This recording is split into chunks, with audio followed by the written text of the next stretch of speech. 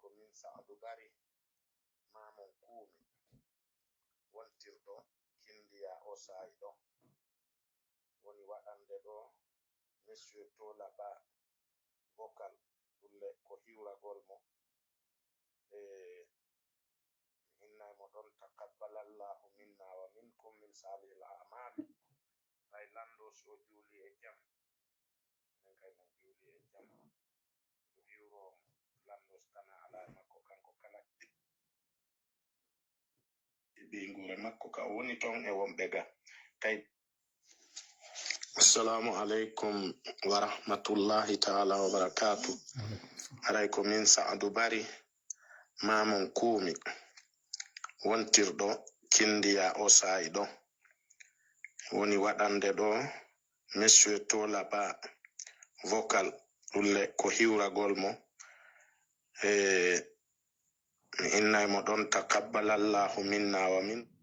Désolé pour le retard, nous sommes présentement sur la page Le Ring qui est en cross-postage avec les deux autres pages, Le Frappe et Tola Tengela. Donc si vous voulez que je puisse voir vos commentaires, prière de le faire sur la page Le Ring. Donc les commentaires, prière de les rabattre sur la page Le Ring parce que nous avons fait une diversion, nous avons annoncé sur la page du Frappe, mais nous sommes venus ici. Vous allez comprendre au cours du direct pourquoi nous avons fait ça comme ça et pourquoi ce retard qui est dépendant de notre volonté. Ce n'est pas un accident, mais toujours est-il que nous nous excusons auprès de vous. Vous voyez, nous n'avons pas donné une heure exacte. Nous avons entouré un flou par rapport à l'heure et on a dit un retard de 30 minutes. 30 minutes par rapport à quoi? C'était pas connu. C'était tout simplement pour permettre à ce que les trolls s'épuisent un peu. Mais ça n'a pas empêché, vous voyez, encore la même chose se répète. Nous sommes live, mais je ne vois pas il y a combien de personnes qui sont présentement connectées. Je ne vois que vos commentaires. Si vous pouvez aussi envoyer les cœurs, ça sera aussi bien. Ce sera super.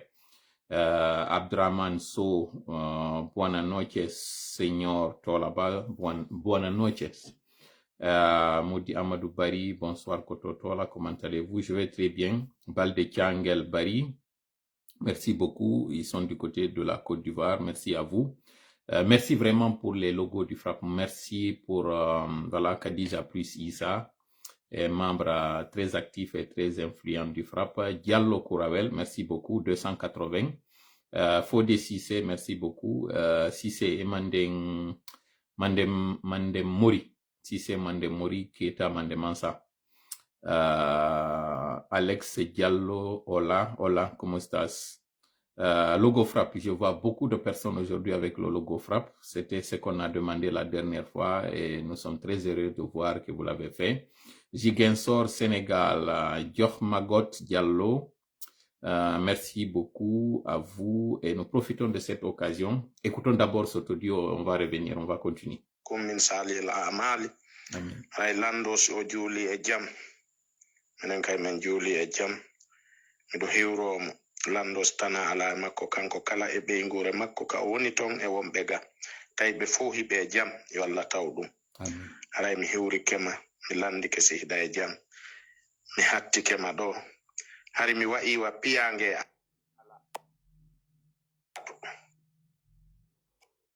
mi hattima ko andi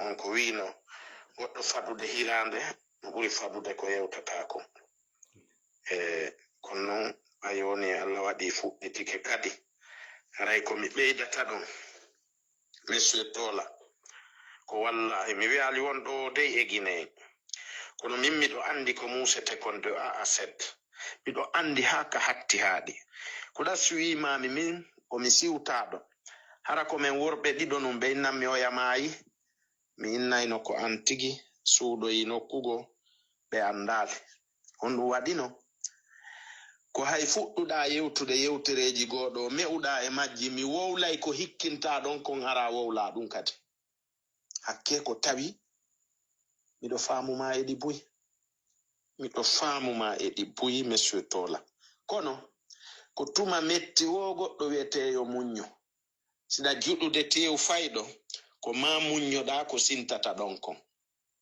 mi tori kema wota jutin sawru gaño maɗo a memora e giɗo hay siko lewru a waɗan men direct ko men heɗo mi yi ko musete ko mi nani kono woturu asanta sentere woturu asanta sentere mi tori kenon Allah yo Allah waɗu hijabu e ma'a Allah waɗu ɓeydu barki e ma ba hida waɗa Allah ɓeydu barki e ma haray mi hewri kema mi landi kestana ala e ma mi hewri kema mi landi kestana ala e maɗa mi hewri kema ha mi nanayɗa yewri to monsieur Tola haray mi torike Amadou Mukhtar e jam pellel yo ɓe wallan ha o audio an ɗo hewte yandi mi jeejiɓe haray o juuti acca hakke ko o juuti kon kadi haray Amadou Mukhtar jam pellel mi hewrike onon kay mi landike si on juuli e jam landike si ɗon e jam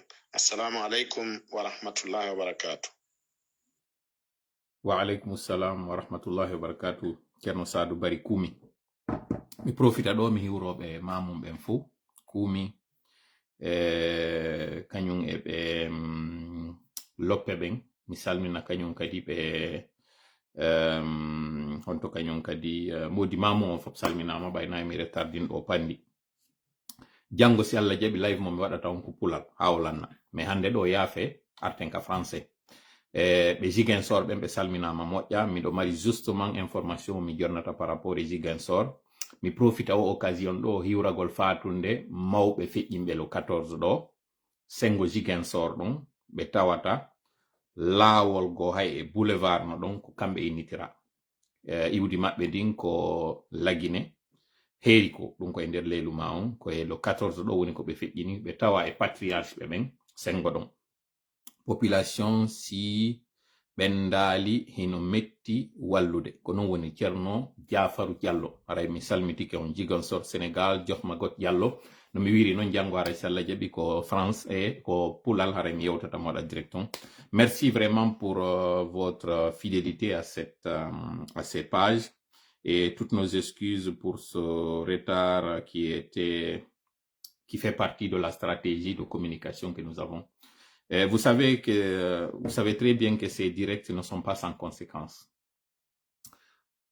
Si des médias ont été brouillés en Guinée, et ça va faire partie du contenu de ce soir, et que des journalistes ont été injustement sanctionnés, ce ne sont pas les réseaux sociaux qui vont être arrêtés. Justement, parlant de ces réseaux sociaux, vous avez vu la restriction qui a été faite pendant plusieurs mois sur Internet, jusqu'à ce que finalement, nous soyons là où nous sommes aujourd'hui.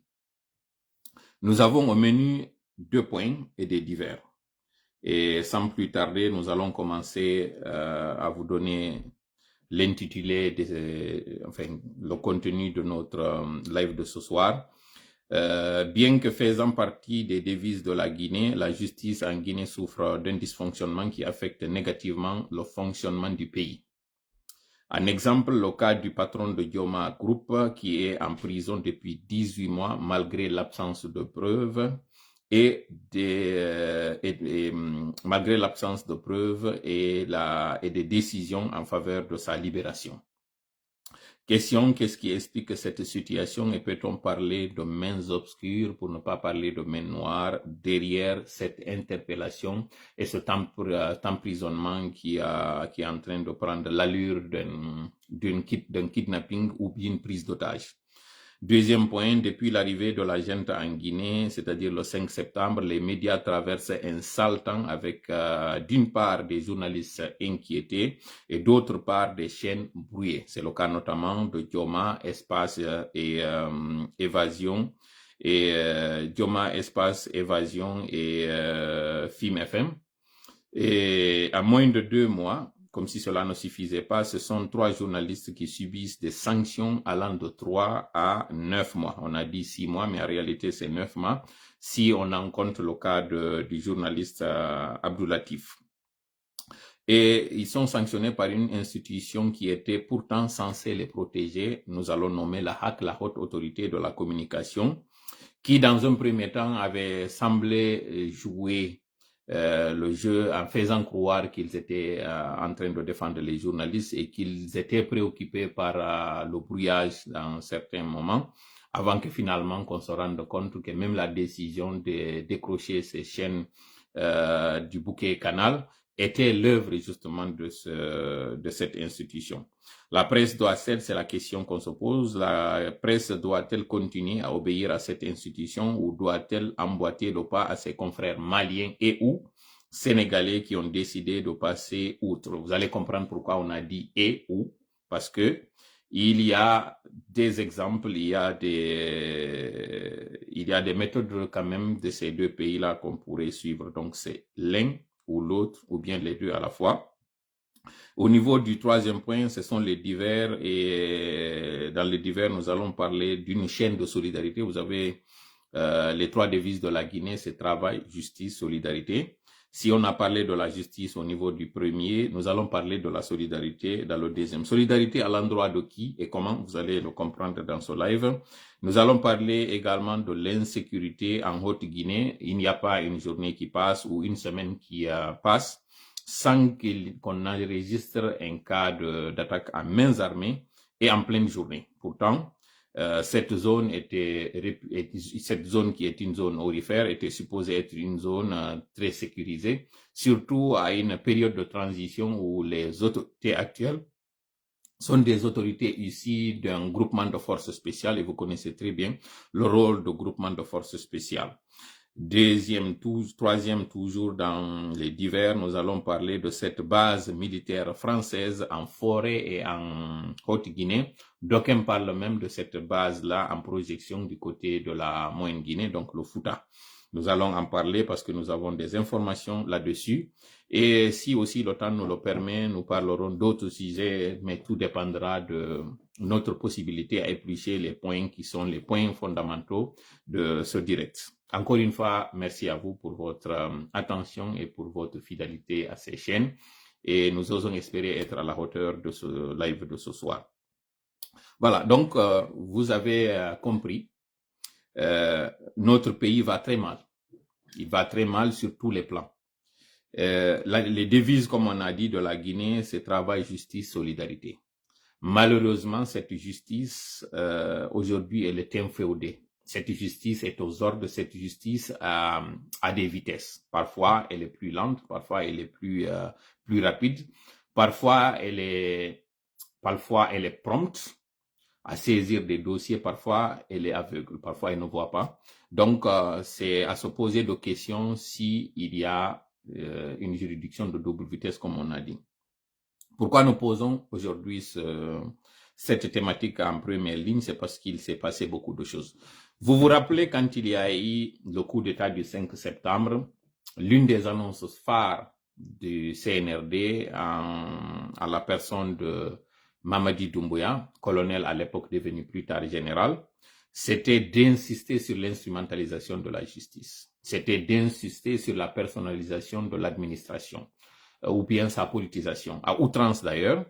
Et quelques temps après, ils nous ont fait une autre déclaration, toujours dans la logique, toujours dans l'euphorie, que la justice allait être la boussole. Tout le monde l'a applaudi.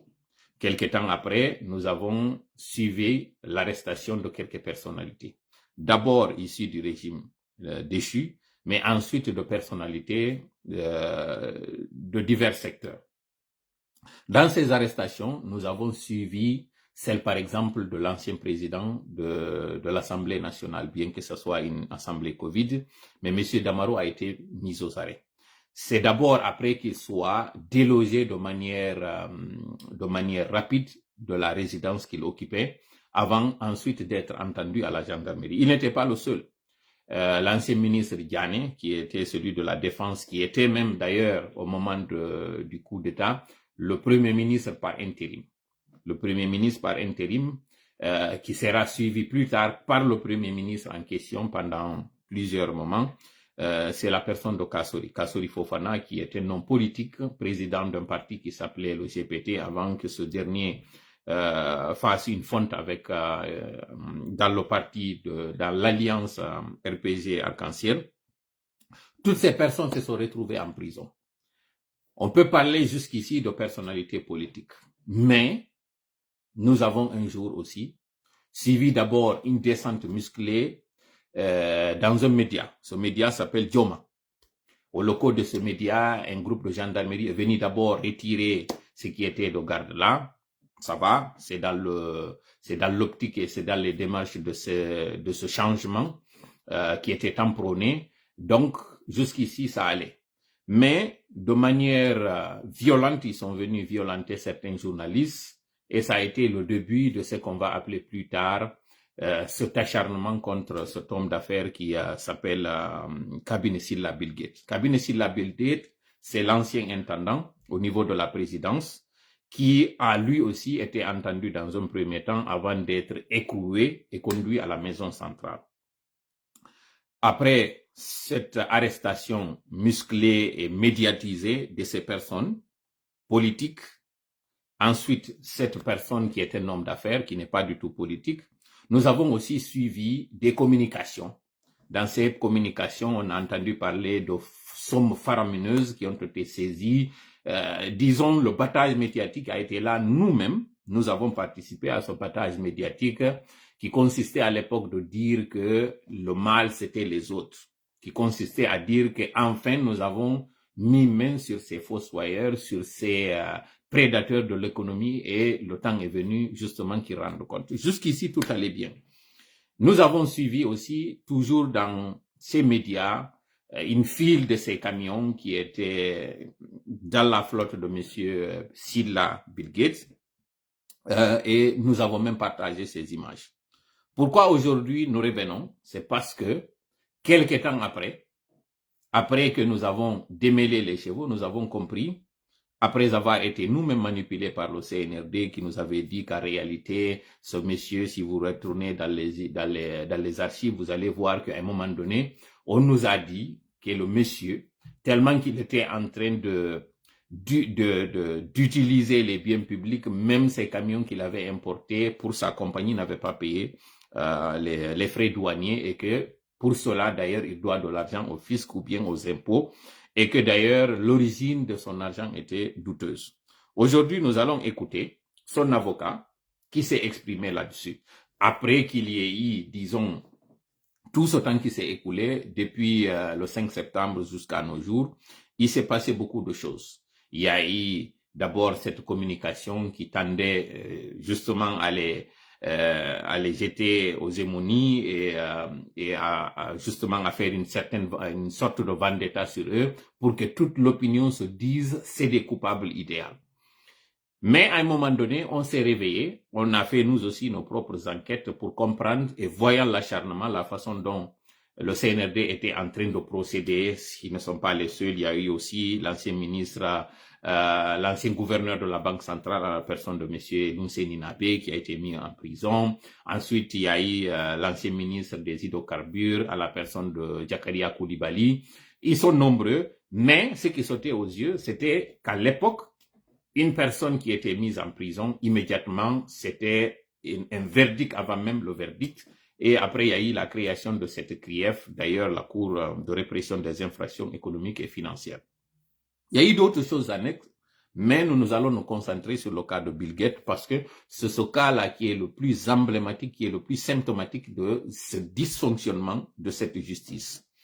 Il y a eu des contrôles, il y a eu d'abord, ils ont été entendus à la gendarmerie a estimé que, contrairement à ce qui était à l'époque véhiculé au niveau de l'opinion pour justement avoir l'assentiment de cette opinion, mais aussi pour les jeter justement dans la gueule du loup pour dire que ce sont eux les mauvais, les méchants, il fallait continuer. Donc, malgré l'absence de preuves au niveau de la gendarmerie qui a procédé aux enquêtes préliminaires, ils ont été quand même envoyés à la justice et cette justice-là, après 17 mois, a trouvé qu'il n'y avait rien.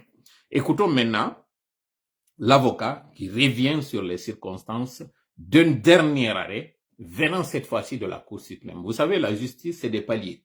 La justice, c'est comme des escaliers. Et la Cour suprême, comme son nom l'indique, c'est l'instance suprême. Cette instance, qu'une fois qu'elle tranche sur quelque chose, elle est insusceptible de recours, en tout cas d'après notre compréhension. Mais, nonobstant cela, écoutons ce que l'avocat a dit sur les ondes de nos confrères d'Espace FM, c'était le jeudi dernier, et c'est l'avocat, c'est M.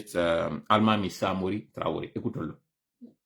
De 1 million de dollars avait été payé à un certain Dr Mohamed Diané. Dans le rapport de la CENTIF, on dit que c'est l'ancien ministre de la Défense.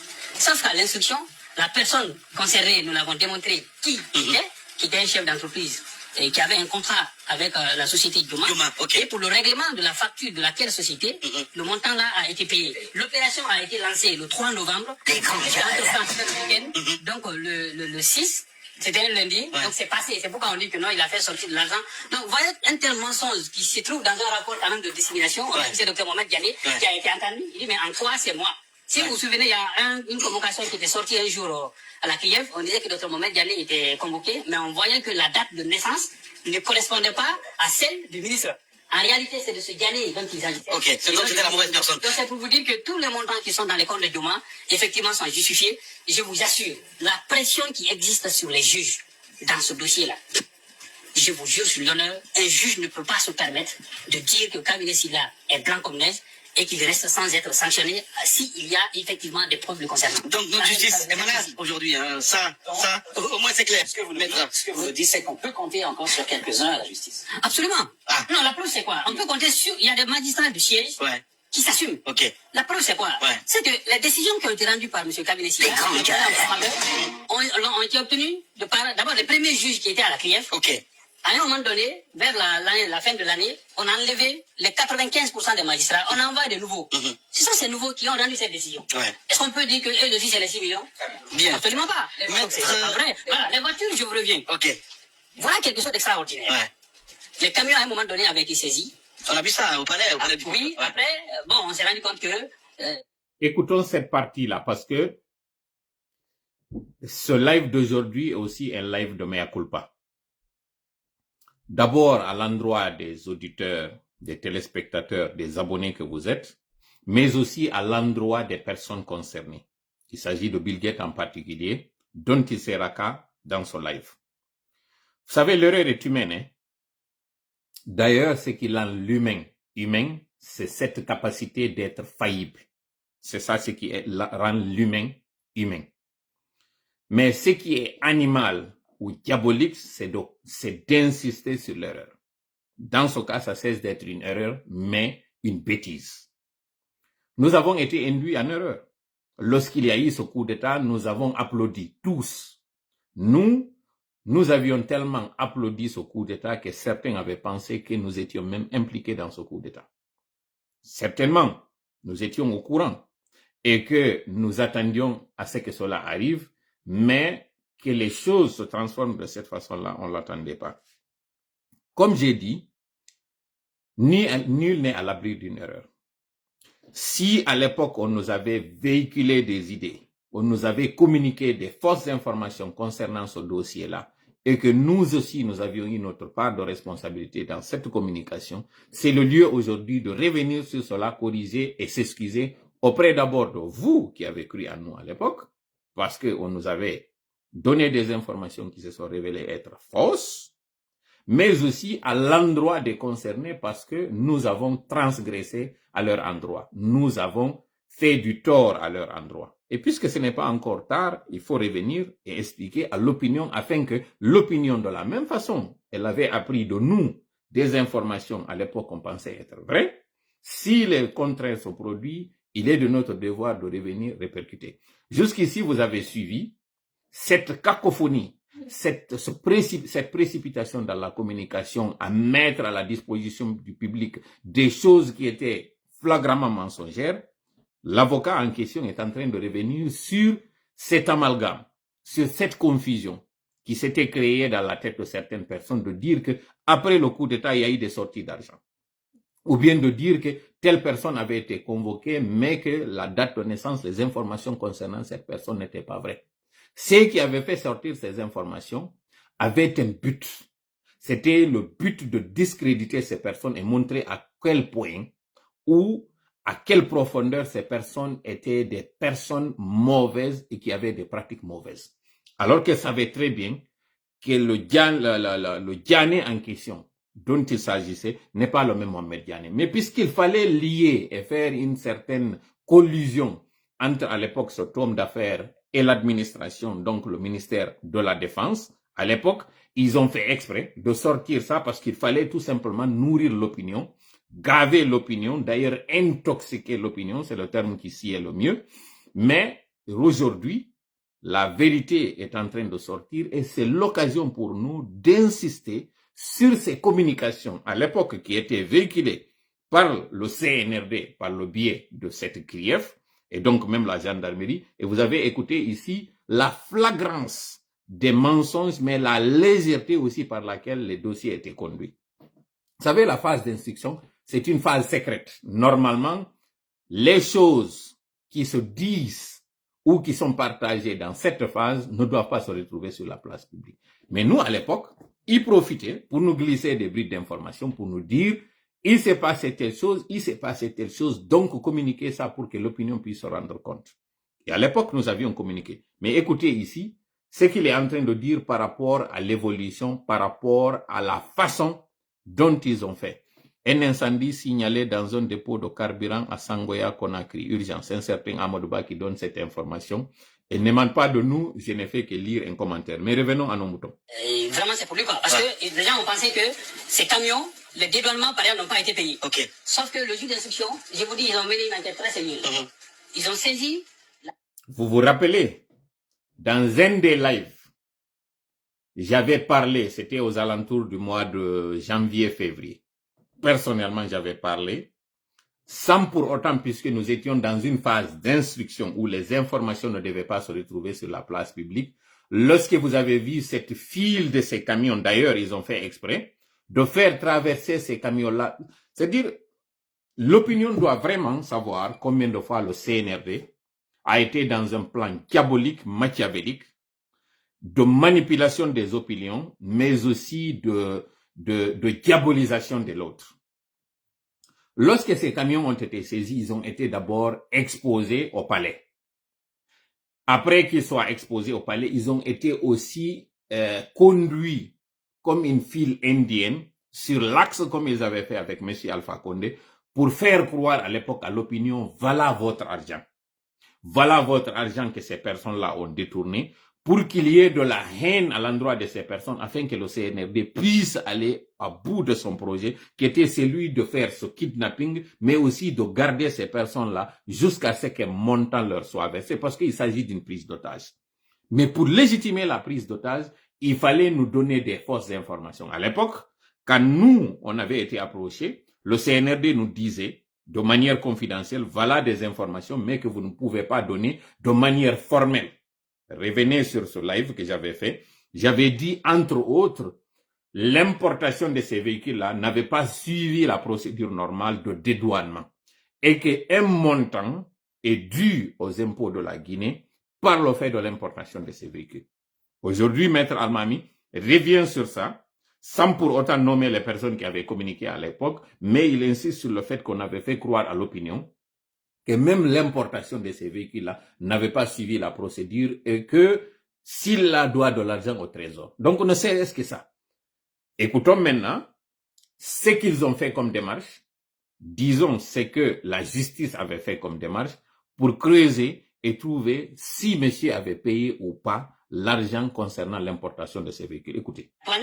L'actuelle direction de la douane, pas les gens nommés par l'ancien régime, pour demander, voici la liste des biens importés par M. Kadhafi, par Thomas, pendant telle période, le régime Alpha, est-ce que les droits de douane ont été payés? La douane a écrit au juge pour le dire, tout a été payé, et voici les preuves du paiement. Quand même. L'impôt, quand on est parti aux impôts, ils ont fait des réquisitions au niveau des impôts. Les impôts disent, à date, ce gars ne doit rien, ni son entreprise. Le seul montant que l'entreprise devait, ça l'a été après le 5 septembre. Pendant que les comptes ont été saisis, 413 millions de francs guinéens. Ça, c'est après que les poursuites ont été engagées parce que les activités ont été paralysées.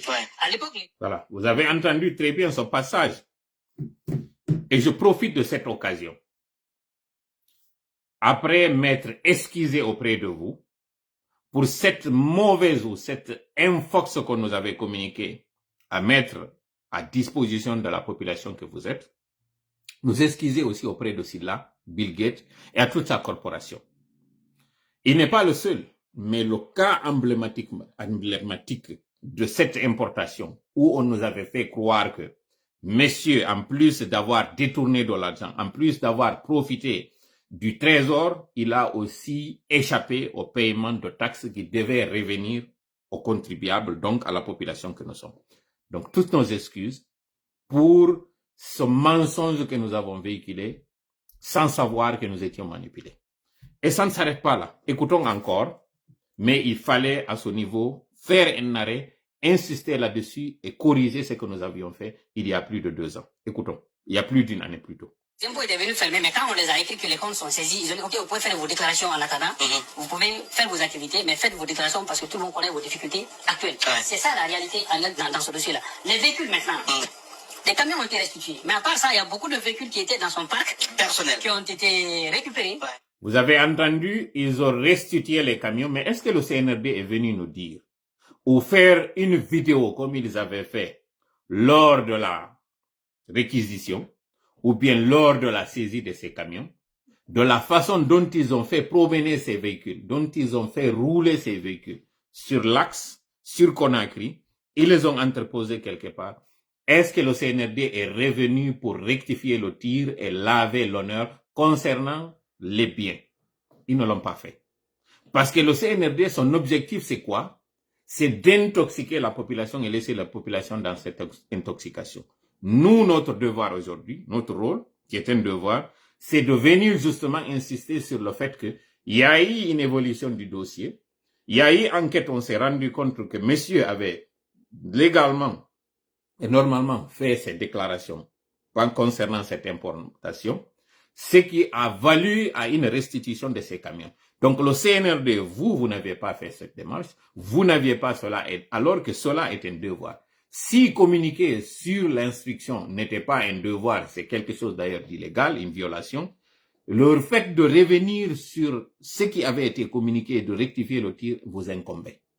Mais puisque vous ne voulez pas cela, nous revenons aujourd'hui pour corriger. Donc à l'opinion de savoir que M. Sylla Bilguet avait bonnement et légalement fait l'importation, il avait payé, et d'ailleurs ce qui a fait qu'on lui a restitué ses camions. Maintenant, nous allons partir de ces camions-là, qui sont d'usage commercial, pour ce qui est maintenant d'usage personnel. Sa flotte, son garage de véhicules. Vous allez écouter encore là, une autre violation faite par le CNRD, un autre abus fait par le CNRD, disons tout simplement, un autre vol perpétré par le CNRD, un détournement de biens. Cette fois-ci, pas de biens publics, mais de biens privés que le CNRD a fait, alors que le CNRD à sa venue nous avait fait croire qu'ils sont venus pour assainir en réalité les mauvaises pratiques pour les rendre plus propres. Écoutons. Qui ont été vendus. Ah mais on sait pas où ça c'est où? Mais ouais, mais c'est qui a pris ces véhicules-là? C'est l'État, c'est les anciens ministres, c'est les angels, les gendarmes. Ce que je peux vous dire, ouais. C'est que à l'époque, après le coup d'État, il y a eu ce truc là, les gens sont partis, même ces 2 véhicules. Vous vous rappelez, il y a 2 véhicules qui sont garés et qui ont fait 1 an. Quelque part, on ne sait pas où. Donc quand on a vu,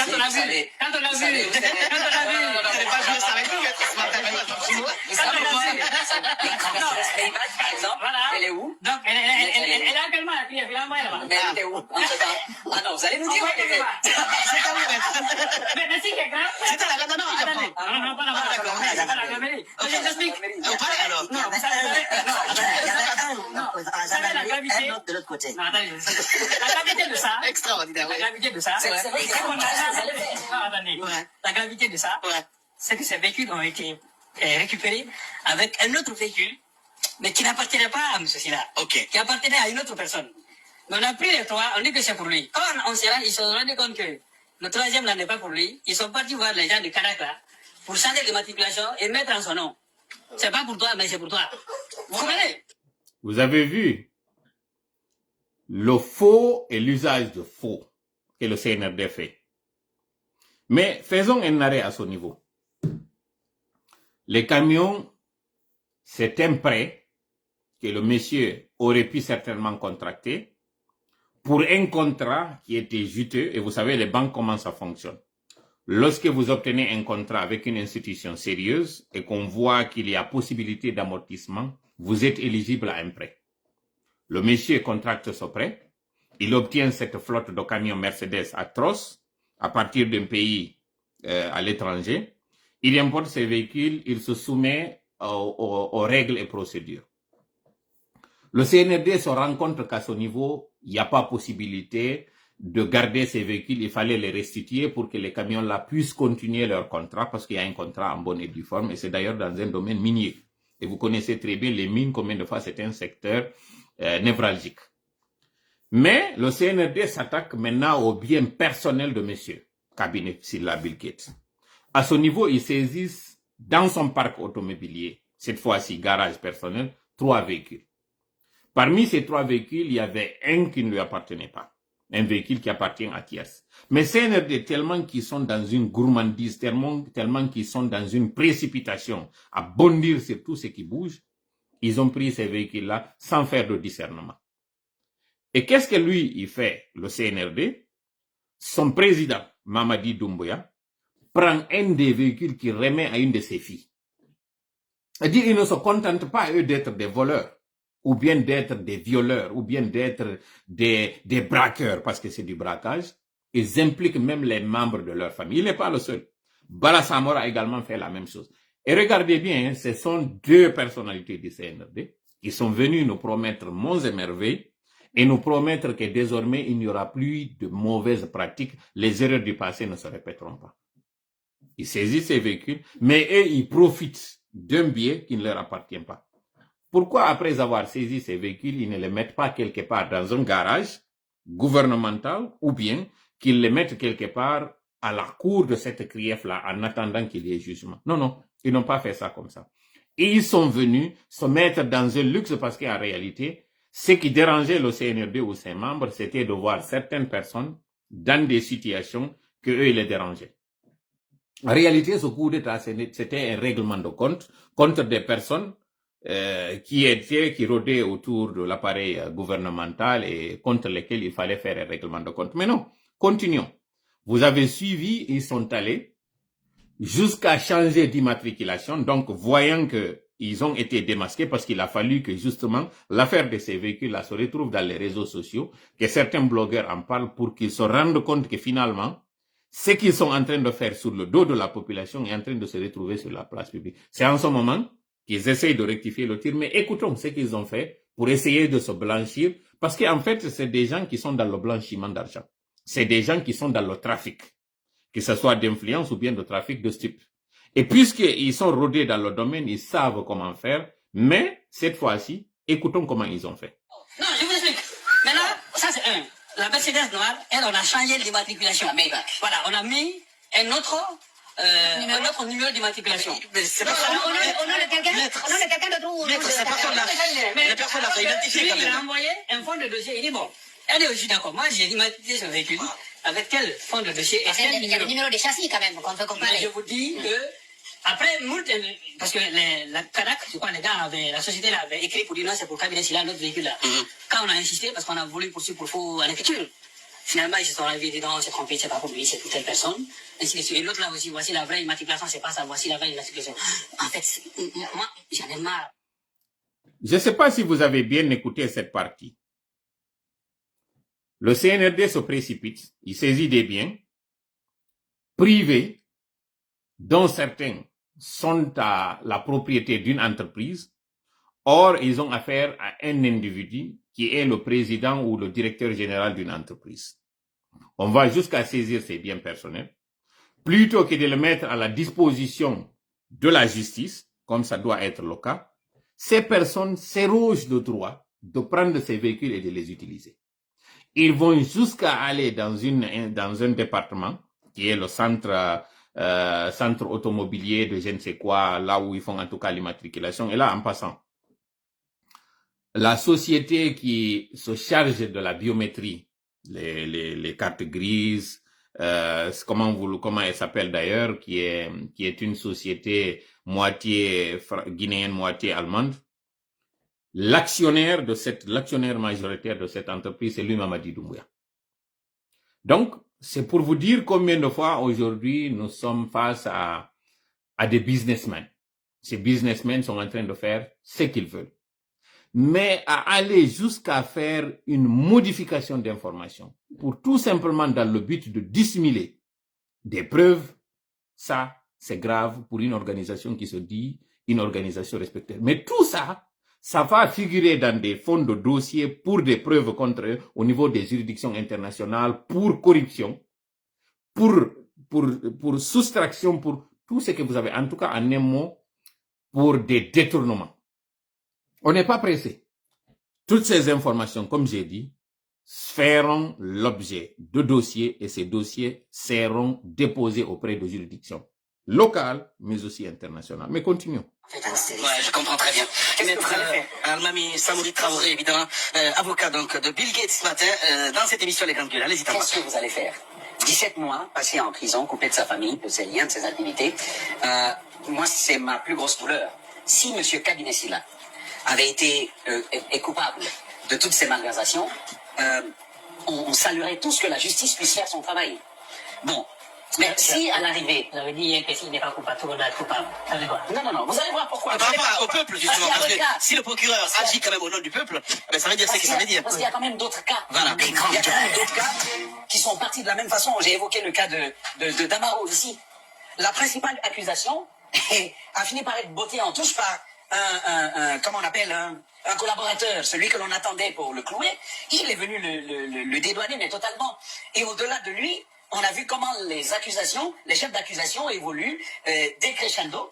Chaque fois que la procédure avance, on se dit, mais à la fin, que fait la CRIEF? Voilà. Ça, c'est une très bonne question. À la fin, que fait la CRIEF? Pourquoi? Vous avez tous suivi Damaro, l'ancien député de l'Assemblée normale, devenu plus tard président de l'Assemblée Covid.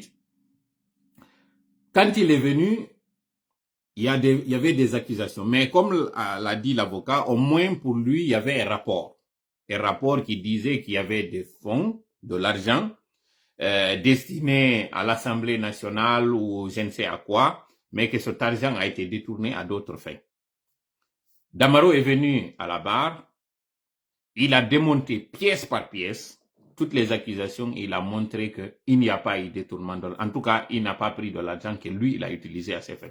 Certainement qu'il n'a pas utilisé l'argent pour ce pourquoi l'argent était destiné, mais qu'il avait dû payer cet argent-là, utiliser cet argent pour le paiement de certains députés. Et à l'époque aussi, il faut le mentionner, lorsque nous avions dit qu'il n'y avait pas d'argent et que l'Assemblée nationale avait des sérieux problèmes de trésorerie, on nous avait traités à l'époque de menteurs.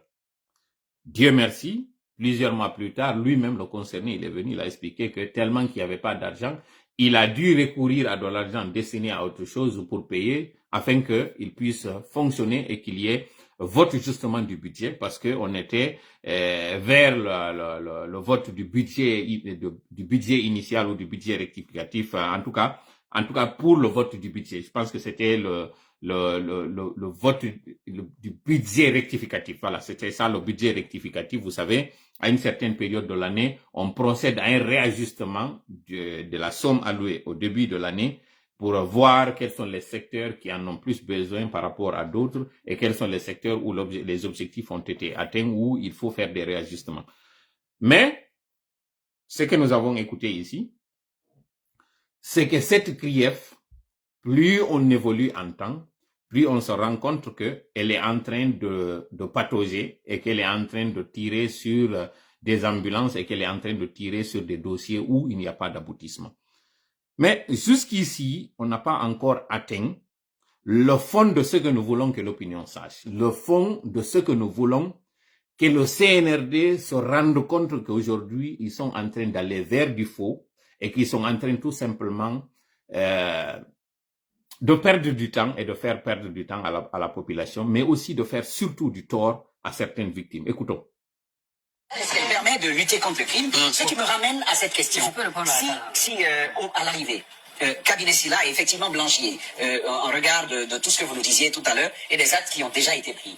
Qu'allez-vous faire? Parce que 18 mois passés, 17 mois passés en prison jusque-là, certainement ça va encore s'allonger. Ces biens-là qui ont été spoliés, du dommage causé à ces entreprises, quelle va être votre démarche? D'accord. D'abord, la première question, les interrogations que vous soulevez, je veux tout simplement dire que pour moi, hein, tout est parti de pourquoi la CRIEF a été créée, dans quel but, dans quel intérêt. Est-ce qu'on a voulu prendre ces gens-là pour les mettre en... Écoutez cette partie, hein, parce que vous vous rappelez qu'il y a encore un autre dossier que la CRIEF est en train toujours d'agiter. Il s'agit de l'affaire Erguiné. Alors qu'à côté de cette affaire Erguiné, il y a d'autres affaires. L'affaire des rails, plusieurs affaires.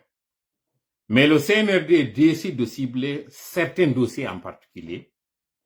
Et vous allez comprendre dans cette intervention de cet avocat de Bill Gates et d'ailleurs de M. Diané et d'autres. Écoutons ici la façon par laquelle certaines personnes qui avaient des comptes à régler, lui, il dit qu'ils ont induit le colonel en erreur. Nous, notre lecture, elle est tout autre. Ce n'est pas que le colonel a été induit en erreur. Le colonel et tous ceux qui ont procédé ainsi, finalement, se sont fait prendre dans leur propre piège. Mais écoutons. Ils ont peut-être qu'ils dérangent, ou peut-être qu'ils pourraient déranger, ou est-ce qu'on a voulu rendre justice au peuple guinéen? Pour moi, on aurait pu peut-être les garder à la maison, interdiction de sortie, quoique illégale, et mener des enquêtes avant d'engager des poursuites. Pour moi, ils ont inversé les choses. Ils ont d'abord cherché à garder les gens en prison et après chercher des preuves. Parce que je vais vous dire, l'enquête financière est très complexe. C'est pourquoi, dans la majorité des cas, il est conseillé de ne pas d'abord mettre quelqu'un en prison. Lorsque vous le poursuivez pour un délit financier, il faut le mettre en liberté. Et le temps, peut-être qu'en liberté, il peut faire des mouvements et autres là, mais s'il est en prison, il va être prudent. Il ne va plus continuer à faire des transactions. Donc, c'est déconseillé. Maintenant, quand vous dites qu'allons-nous faire, je rappelle que M. Kabinet Silla n'est pas un homme politique. C'est quelque chose d'abord à relever. C'est pas un homme politique, il a été proche d'un politique depuis 1993, où, si vous voulez, il a accompagné dans beaucoup de choses. Aujourd'hui, ce dernier n'est pas au pouvoir, mais ce Kabinet Silla est venu pour l'aider, parce que le monsieur venait de perdre son frère, Marie Condé, pour aider le professeur dans ses activités. Le professeur est parti. La seule chose que nous, on souhaite aujourd'hui, ça je vais être très honnête avec vous, c'est d'obtenir la liberté de monsieur Kabinet Silla et qu'il recouvre ses biens pour continuer à exercer son activité et à redonner de l'emploi à ces milliers de jeunes Guinéens et de familles qui ont perdu tout espoir. Pour le moment, Tamba, c'est ce que nous recherchons. Vous l'avez vu dernièrement ou pas du tout, Bill Gates? Vous l'avez vu dernièrement? Je le vois chaque semaine. Chaque semaine. Voilà. Vous avez suivi ici, hein? L'avocat explique la procédure normalement comment elle aurait dû faire. Parce que c'est important de suivre à ce niveau cette torsion que le CNRD a fait. En temps normal, quand une personne est soupçonnée ou accusée d'être dans une malversation financière ou dans quel que soit, si la personne ne représente pas un danger, par exemple de fuir ou bien de dissimuler des preuves, la règle voudrait qu'on laisse la personne en liberté, soit surveillée ou bien à résidence surveillée. C'est-à-dire qu'elle soit dans sa résidence surveillée ou bien on la laisse en mouvement afin que la personne commette des erreurs. Parce que vous savez, le plus souvent, ce ne sont pas toutes les enquêtes qui démarrent par des preuves totales.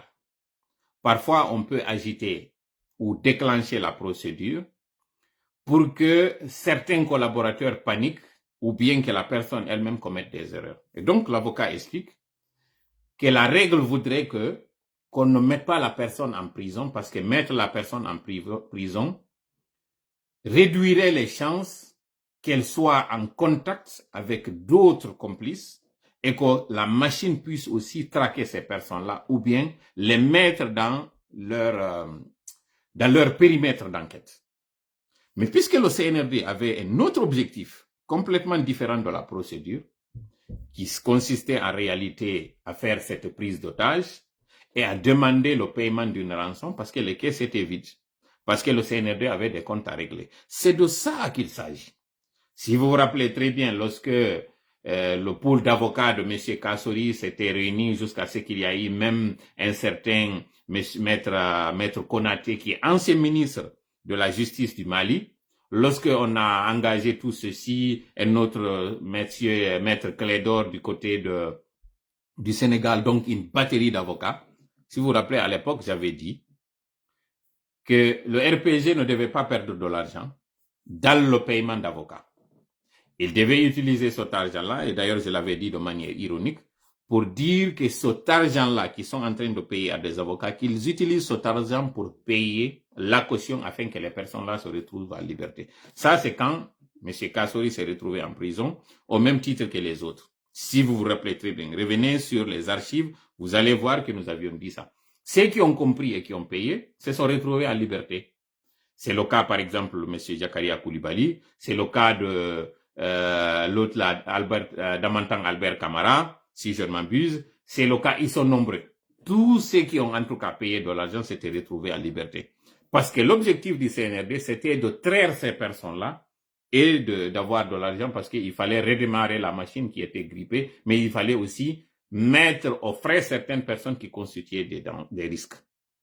Damaro, par exemple, on estime que puisqu'il est de la forêt, donc Nkonianké, s'il est dehors, et lui-même il avait dit que le Konya n'a pas peur de ce que vous connaissez, et à l'époque, c'était ce qui avait valu à ce qu'on le mette en prison. Ce n'est rien d'autre. Monsieur Kassori Fofana, c'est parce qu'il avait fait le congrès à l'époque, et voyant que ce congrès-là allait remobiliser la troupe du côté du parti RPG, ils ont estimé à l'époque qu'il constituait un danger et donc il fallait le mettre en prison. Parce que il convient vraiment de dire ça à l'opinion. Quand il y a eu le coup d'État, seul le professeur Alpha Condé avait été mis quelque part. Tous les autres, quand on les avait appelés au niveau du chapiteau, on avait confisqué leur passeport, on avait exigé à ce qu'ils ne quittent pas, on a saisi leur compte bancaire. L'affaire se terminait là. Mais le CNRD, à sa grande surprise, pensant que le RPG, ça n'était fini, ils ont vu que le parti était en train de renaître de ses cendres et que M. Kassori, malgré ce qu'on lui avait dit à l'époque, parce que ça, il faut le savoir, le CNRD avait fait une sorte de deal à l'époque avec certains dignitaires pour leur dire « Vous ne faites rien, nous ne vous ferons rien ». Pourquoi nous sommes en train de révéler ça aujourd'hui? C'est pour que vous sachiez que le CNRD n'était pas animé d'une intention de faire forcément la justice, mais le CNRD était en train de faire sa propre justice. Sinon, pourquoi, si toutefois ils avaient fait le coup d'État sur un régime qu'ils estimaient avoir fait mal fait, pourquoi avoir fait à l'époque ce sorte de deal avec certains dignitaires pour leur dire « Si vous ne faites rien, vous ne parlez pas dans les médias, vous laissez les choses passer, nous aussi nous allons vous laisser passer ». C'est ce à quoi M. Kassori ne s'était pas plié. Ils avaient fait ce congrès-là que vous avez tous suivi, un congrès, comment j'appelle, un congrès fait avec tout l'arsenal qui allait avec. Et le CNRD n'a pas vu ça d'un bon œil. Le CNRD a estimé d'abord que le RPG a violé une règle tacite ou bien une règle non écrite, un contrat non écrit, mais aussi a vu en Kassori quelqu'un qui allait en fait changer leur plan parce que l'objectif du CNRD c'est quoi? En grande pompe, merci beaucoup justement, merci MD Diallo, merci de me passer l'expression. C'était en grande pompe, une mobilisation en grande pompe avec fanfare et tambour battant. Mais voyant que l'objectif d'éteindre les deux partis principaux, l'ancienne opposition et l'ancienne mouvance, de voir qu'au niveau du RPG, la tête du serpent n'était pas coupée parce qu'en réalité, ils ont vu qu'en pensant mettre M. Alpha Condé à résidence surveillée, le parti allait mourir de sa belle mort et la motivation allait partir et ils allaient récupérer l'aura et la popularité du côté de la Haute-Guinée. Sauf que ils voient que c'est autre chose qui est en train de se passer. Voilà pourquoi M. Kassori a été mis aux arrêts. Ça aussi, il faut que l'opinion le sache. Mais ça ne s'arrête pas là. Écoutons toujours les explications de l'avocat. Et nous rappelons que cet avocat qui s'appelle M. Almami Samori Traoré, AST, est l'avocat à la fois de M. Bill Gates, qui est un homme d'affaires, et il le mentionne ici, de M. Diané, qui est un ancien ministre de la Défense, ancien premier ministre par intérim, mais aussi l'un des proches de M. Alpha Condé. Parce que M. Alpha Condé a des proches avec lesquels il a cheminé. C'est M. Diané, c'est M. Cissé, Saloum Cissé, et ils sont nombreux là-bas. Et là, écoutez ce qu'il dit par rapport à la façon dont le CNRD s'est conduit et quel était l'objectif qu'eux, ils recherchent en demandant à ce que M. Kabini, qui a bénéficié d'une sorte de libération, parce que le dossier est vide, mais écoutons. C'est un... Non, il est heureux. Voilà quelqu'un qui a un mental d'acier. Parce que tout ce qu'il a vécu, il a toujours le sourire aux lèvres. Il se dit, mais on veut que je fasse la guerre, je ne veux pas me battre. Qu'on accepte que je sorte et que je puisse participer au développement de la Guinée à travers les entreprises que j'ai créées. Mais il dit qu'il est heureux que le peuple de Guinée chasse qu'à l'issue de ces contentieux-là, qu'il soit blanchi. Et c'est le plus important. C'est le plus important pour lui. Au moins, on ne va plus dire... Parce que le procès aussi, c'est bon. Hein? Mais bien sûr. Quand on fait le procès, il faut aller te défendre. Là-dessus, si tu as une décision, au moins, ça te protège. Donc aujourd'hui, c'est le plus important. C'est le plus important pour lui. Moi, je pense très honnêtement que les autorités, si vous voulez, étatiques, doivent encourager la promotion de l'investissement privé. Surtout quand les investigations ont été menées. En le faisant, je pense absolument à vous, à FIM FM, à d'autres médias aujourd'hui qui sont... Je pense qu'on n'en a pas besoin. On peut vraiment se passer, permettre simplement aux médias d'exercer leur métier en toute responsabilité, en y veillant avec au niveau de la HAC, que quand une émission a un problème, qu'on le convoque, qu'il s'explique, et qu'à la suite de ça, peut-être il y a une décision, on fait des recours contre ça. C'est mieux quand même que d'asphyxier les entreprises. Le pays ne s'en sortira pas avec ça, et ça n'aide pas le général. Voilà. Vous vous rappelez? Ça n'aide pas le général, mais écoutez bien cette partie, hein, parce qu'elle est très importante. Pourquoi elle est importante? C'est parce que le CNRD est venu pour régler des comptes, mais pas pour régler un problème. En tout cas, le problème de la population. Même si c'est ce qu'ils ont annoncé, même si c'est ce qu'ils ont fait pour que nous tous nous embarquions. Quelques mois après, parce que la vérité prend toujours les escaliers pendant que le mensonge étant un paresseux, prend l'ascenseur. Et c'est quelqu'un de pressé aussi, celui qui s'appelle mensonge. 18 mois plus tard, on se rend compte que le CNRD a voulu étouffer une entreprise de la même façon, et c'est d'ailleurs le deuxième cas, le deuxième point de ce direct. Ils veulent étouffer une entreprise de la même façon qu'ils veulent étrangler les médias. Et l'avocat explique que le seul montant que Dioma doit à l'État, c'est un montant qu'ils n'ont pas pu payer après le 5 septembre dû au fait que les comptes étaient bloqués. Mais les comptes ne sont pas que bloqués. Il y a aussi ce média qui est en train de communiquer aujourd'hui, qui est asphyxié de toutes les façons, de tous les bords, de tous les côtés. Et c'est là où nous allons attaquer un des volets de notre live, qui est celui des médias.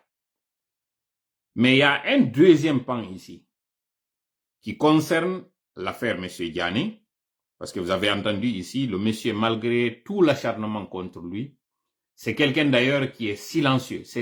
Silla Bill Gates, c'est quelqu'un que je ne connais pas. Je n'ai jamais pu parler avec lui. Il faisait d'ailleurs partie de ces personnes-là contre lesquelles nous étions en train de tirer pendant le règne de M. Alpha Condé, parce que nous estimions à l'époque que c'est quelqu'un... Vous savez, c'est ça aussi l'effet des médias. C'est que ça peut vous dépeindre une personne qui n'est pas forcément mauvaise, mais la peindre tout en noir. Comme elle peut aussi vous vendre quelqu'un, faire de cette personne-là une bonne personne alors que c'est une personne pourrie de l'intérieur. C'est dommage.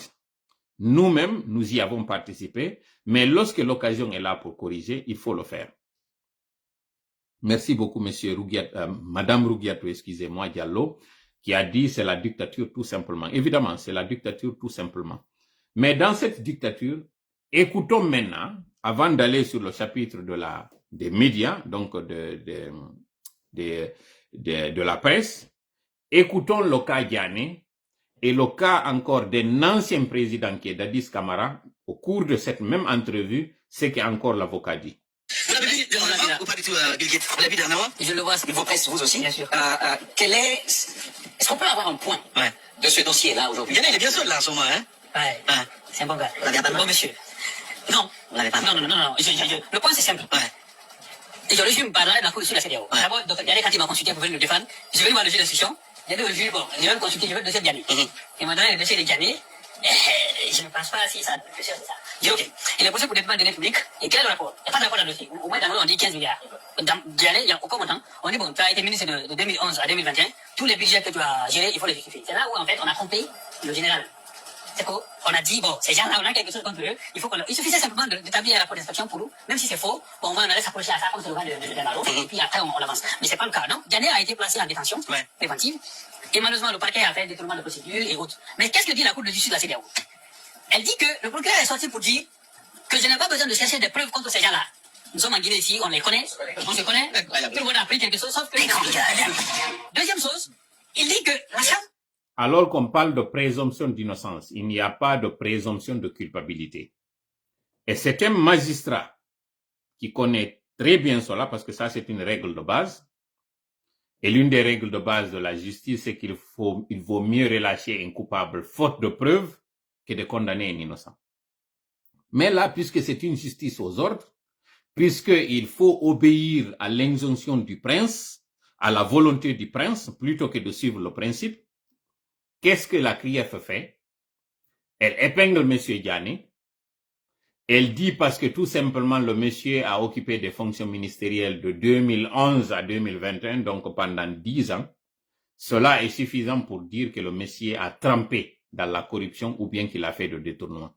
Mais écoutez, voyant qu'au niveau local, les choses étaient en train de piétiner ou de patiner, l'avocat décide de saisir les juridictions supranationales, donc en l'occurrence la CEDEAO, et cette CEDEAO, partant des preuves mises à sa disposition, fait une décision de mise en liberté en faveur de Diané. Si tout à l'heure nous étions en train de parler d'un homme qui n'est pas un homme politique, contre lequel il n'y a pas eu de preuves suffisantes pour l'inculper, d'ailleurs, on était plus proche de lui redonner ses biens, mais aussi sa liberté et lui présenter des excuses, mais le CNRD ne le fait pas. Le CNRD décide, malgré même la toute dernière décision, parce que cette entrevue, elle est consécutive à l'arrêt de la Cour suprême qui dit que le monsieur, sincèrement, doit être mis en liberté et cette décision devait être appliquée sur le champ. Mais Ali Touré, qui est l'empereur, qui est le procureur qui décide de qui doit être en liberté ou pas, nonobstant le fait que la décision devait être exécutoire avant même le dépôt de recours, il décide de toujours tordre la loi et de faire autre que ce que la procédure dit. Là, on va quitter Sylla Bilguet. On va sur un autre cas, mais concernant cette fois-ci un homme politique, un ancien ministre, pour parler d'une autre décision venant d'une haute autorité, qui est la juridiction d'Abuja de CEDEAO, qui dit de libérer le monsieur, mais écoutez ce que l'avocat dit par rapport à l'attitude ou à la position de la CRIEF concernant cet arrêt. Non, attendez, tout le monde.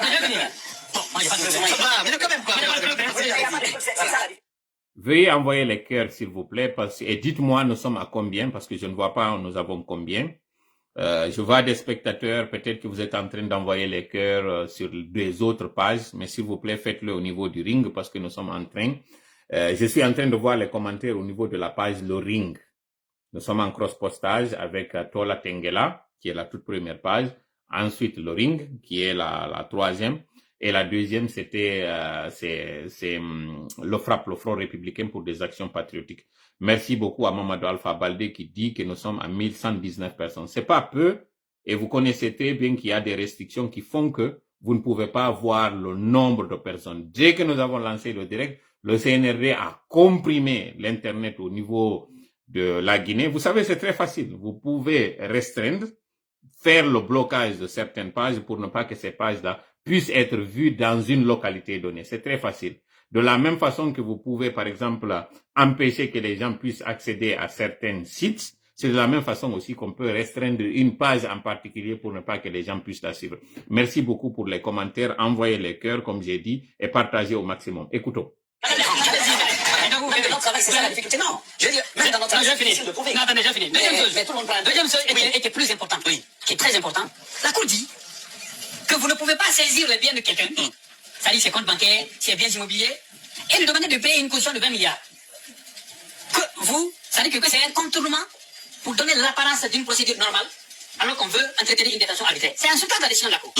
Qu'à partir de ce moment-là, la décision des gens là est devenue arbitraire et qu'il faut les libérer immédiatement et sans condition. Et la décision, il n'est pas susceptible de recours.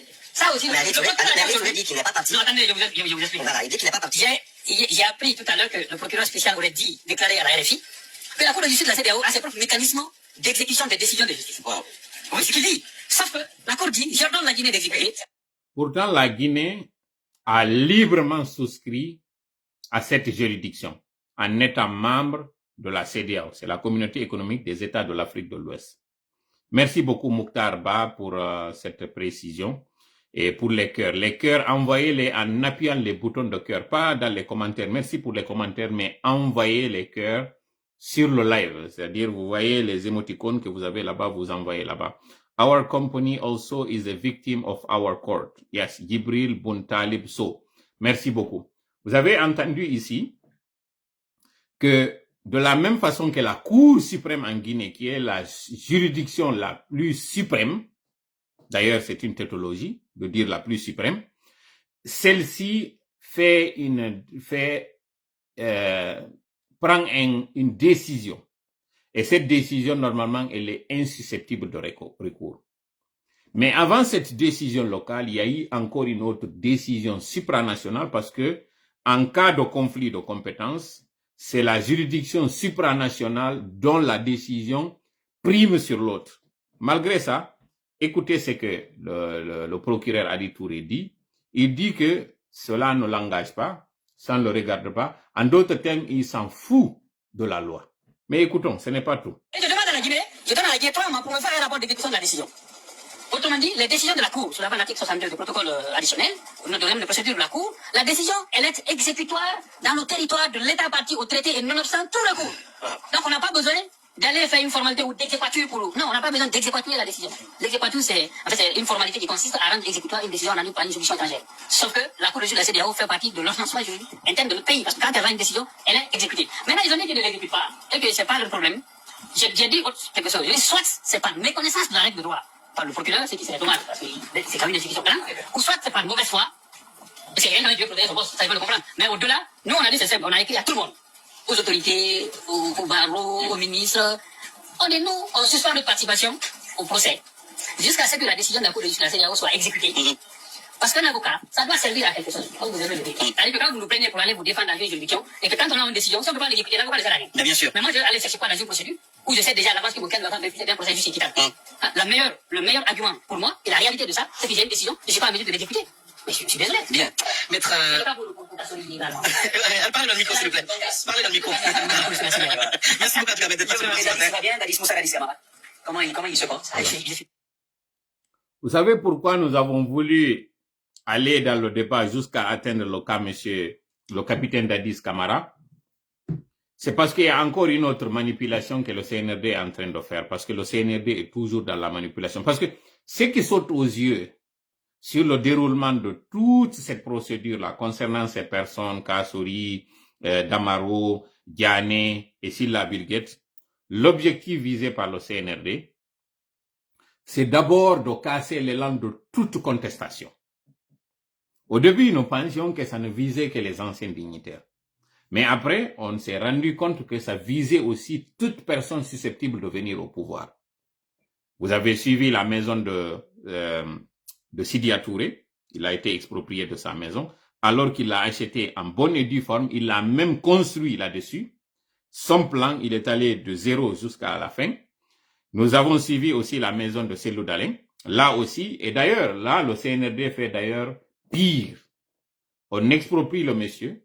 Pendant que le dossier est en justice, on procède à la démolition de la maison. On ne s'arrête pas là. On construit une école, donc un patrimoine d'intérêt national sur un terrain appartenant à un privé ou qui pourrait appartenir à un privé.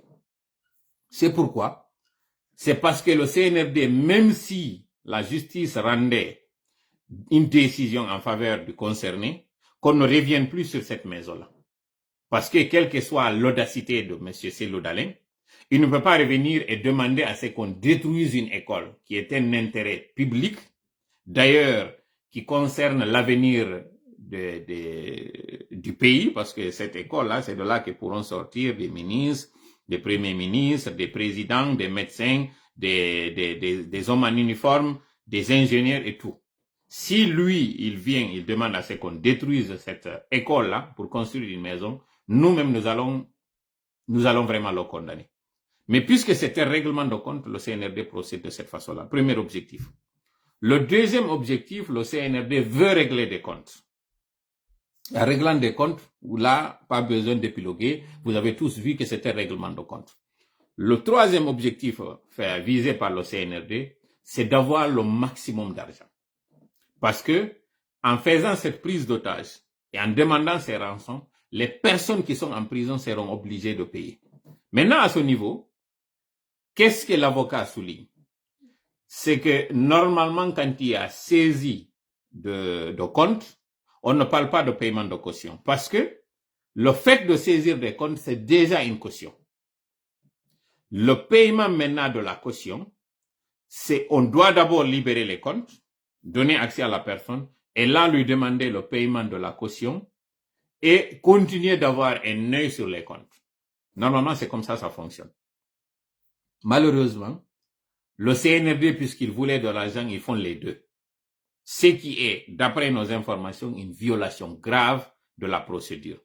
Parce que, et nous qui avions à l'époque suggéré à ce que le montant soit payé, les conseillers de M. Birguet lui ont dit, si toutefois vous payez le montant, c'est comme si vous légitimez la procédure, alors que la procédure a déjà,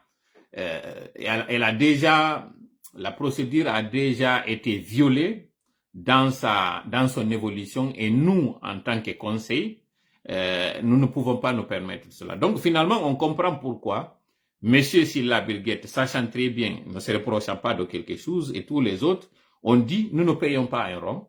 Au contraire, nous allons continuer à nous défendre jusqu'à laver notre honneur.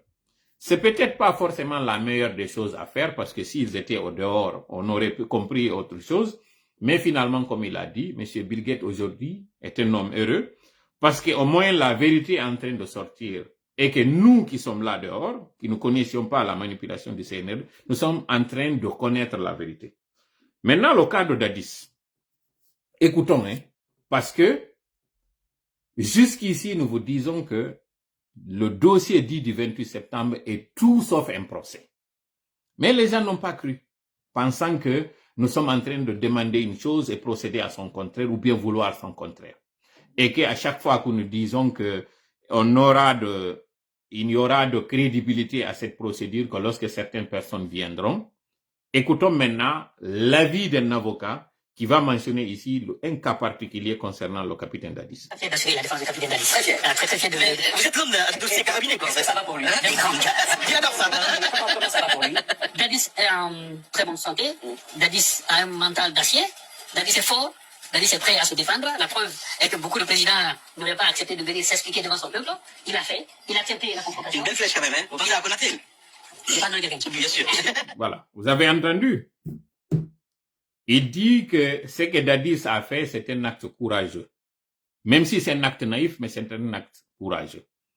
Dadis est un ancien président. Bien que n'étant pas élu, mais c'est le président d'une junte et d'une transition entre 2008 et 2009. Et les événements du 28 septembre, c'était en 2009. À l'époque, le capitaine Dadis était le président de la transition.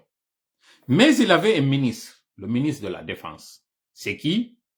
C'est El Tigre. El Tigre, c'est Konaté.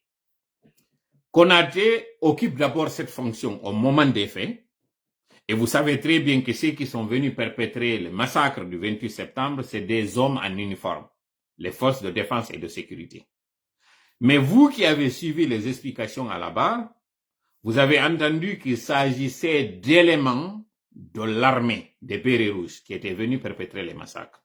La gendarmerie était là et la police était là. La police était dirigée par le directeur à l'époque ou le commandant à l'époque. Puis, la gendarmerie était dirigée aussi par celui qui était le chef à l'époque. Mais qu'est-ce qui est particulier dans la déclaration de l'avocat? C'est qu'il dit que lui, en tant qu'ancien président, il a décidé de venir.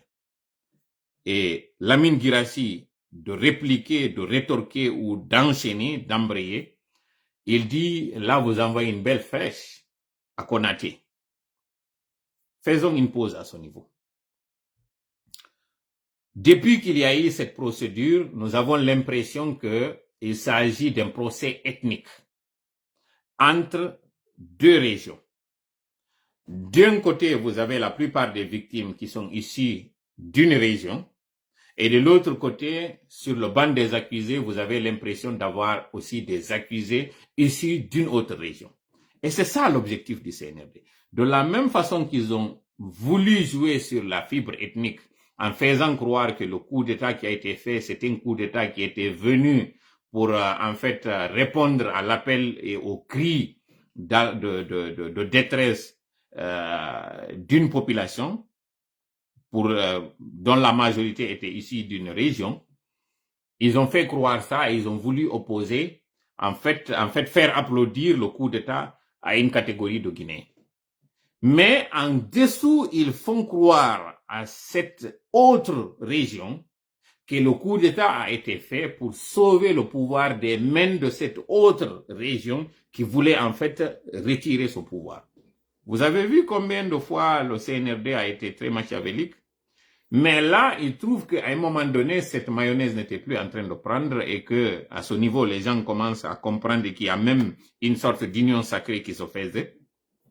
Il décide de sortir des tiroirs ce dossier du 28 septembre. Et là, il s'arrange à ce que, d'une part, il y ait des victimes ici, pour la plupart d'une région, mais de l'autre côté, qu'il y ait des coupables ou supposés des accusés ici d'une même région. Le ministre à l'époque de la Défense, El Tigre, qui n'est pas venu à ce procès, alors qu'on a même appelé le général Baldé, il est venu, on a appelé d'autres personnes qui sont venues témoigner, mais malgré l'insistance de certains accusés, à ce que le ministre à l'époque de la Défense, parce que tout se fait sous le commandement du ministre, à notre fort étonnement, ce dernier n'est pas venu.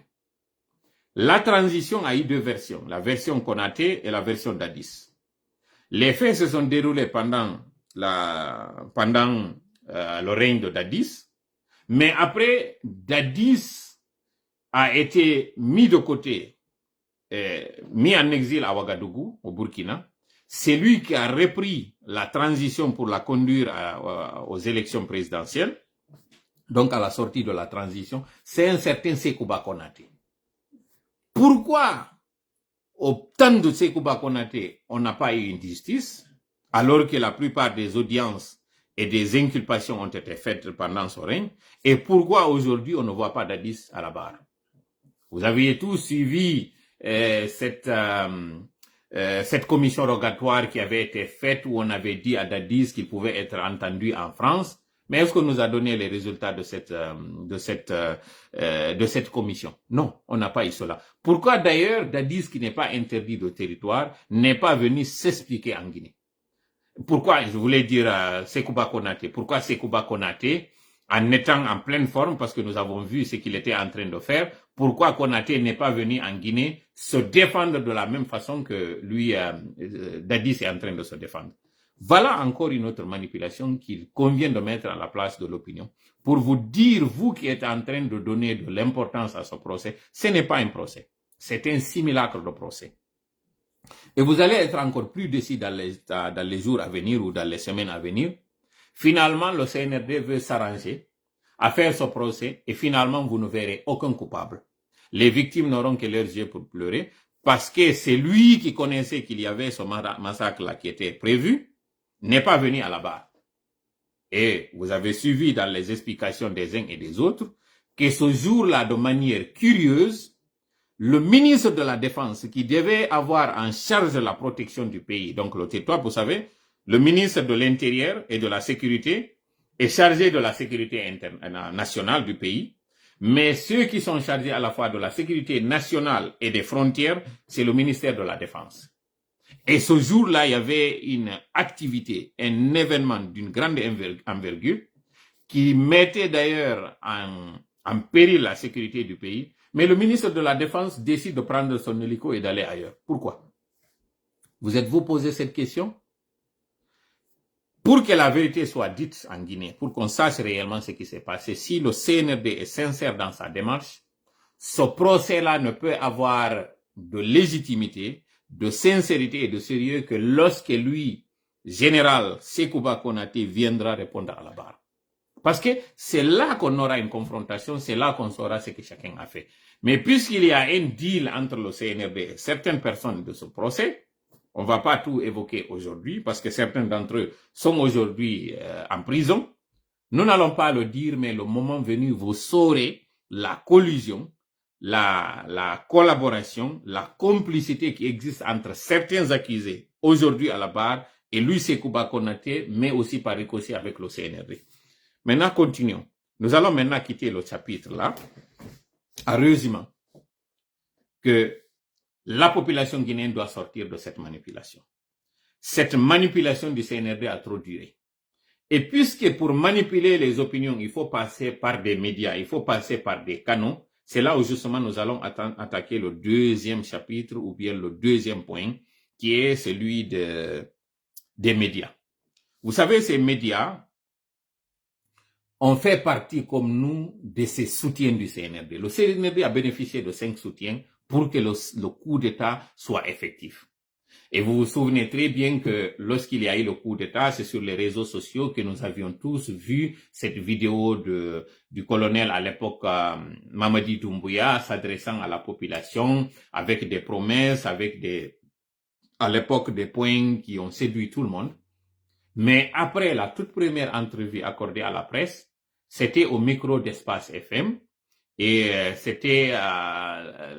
l'entrevue était faite par un certain Moussa Moïse, aujourd'hui qui est un des moines de cette transition. Moussa Moïse qui était le directeur de la communication et de l'information, la DCI, de la présidence. Et ce n'était pas fortuit, ce n'était pas pour rien, parce que justement certains journalistes étaient au courant comme nous de la préparation de ce coup d'État. Même s'il y a eu une précipitation dans son organisation et dans son exécution, mais quand même lui, Moussa Moïse, est celui qui avait tendu le micro. Donc c'est dire pour faire simple que les médias avaient applaudi parce que eux, par exemple, les journalistes de Adafo étaient menacés comme c'est le cas actuellement, étaient menacés de vente. Le média était menacé de vente ou de récupération de la part de certaines forces à l'époque. Et donc, voyant que leur existence était mise en rude épreuve, ils ont applaudi à l'époque ce coup d'État. Quelque temps après, nous avons vu cette rencontre entre la presse et lui, le colonel, qui avait aussi encensé les médias, qui avait promis beaucoup de mesures à l'endroit de cette presse-là, entre autres l'octroi d'une maison de la presse qui était demandée par la presse à l'époque. Sauf que là aussi, cette maison n'est pas une maison obtenue en bonne et due forme. Il s'agit là aussi d'un bien exproprié ou expolié de la part du CNRD qui appartient aussi là à un autre particulier, sans que ce soit après un jugement, donc une décision de justice. La presse a fermé les yeux, et c'est là l'une des erreurs que la presse a commises, d'accompagner, comme nous aussi, les actions du CNRD, allant jusqu'à accepter ce qui est inacceptable. Parce que si à l'époque la presse avait montré son intransigeance et son intégrité en disant « Nous sommes en train de dénoncer à longueur de journée dans nos émissions certaines pratiques et nous ne pouvons pas nous permettre de faire ça. » Mais à l'époque, tellement qu'on pensait que le CNRD était sincère et que toute chose qu'il ferait est une chose qui était motivée ou bien qui obéissait à une certaine raison, à l'époque, la presse a accepté. Maintenant, plus de 2 ans après, écoutons, et là, inutile de vous dire que lorsqu'il y a eu le divorce, lorsque ces médias ont compris le jeu du CNRD et qu'ils ont commencé à dénoncer certaines pratiques qui sont semblables, qui sont dignes des anciennes pratiques, alors que le CNRD avait promis de ne plus refaire les erreurs du passé. Lorsque certains médias, en l'occurrence FIM FM d'ailleurs, qui a dû finalement fermer, lorsque Adafo, lorsque Dioma, qui était d'ailleurs en difficulté, et c'est là encore une autre erreur, lorsque le CNRD s'acharnait sur Dioma, les autres médias ont fermé les yeux, les autres médias ont fermé les bouches, les autres médias ont fermé les oreilles, pensant que ce n'est que l'affaire des autres. Nous aussi, à l'époque, parce que nous étions manipulés, nous avions applaudi et nous avions communiqué, mais à ce niveau, inutile d'épiloguer ou bien d'insister trop pour ne pas allonger le live, parce qu'à ce niveau, on s'est excusé, on a expliqué combien de fois c'était de la manipulation.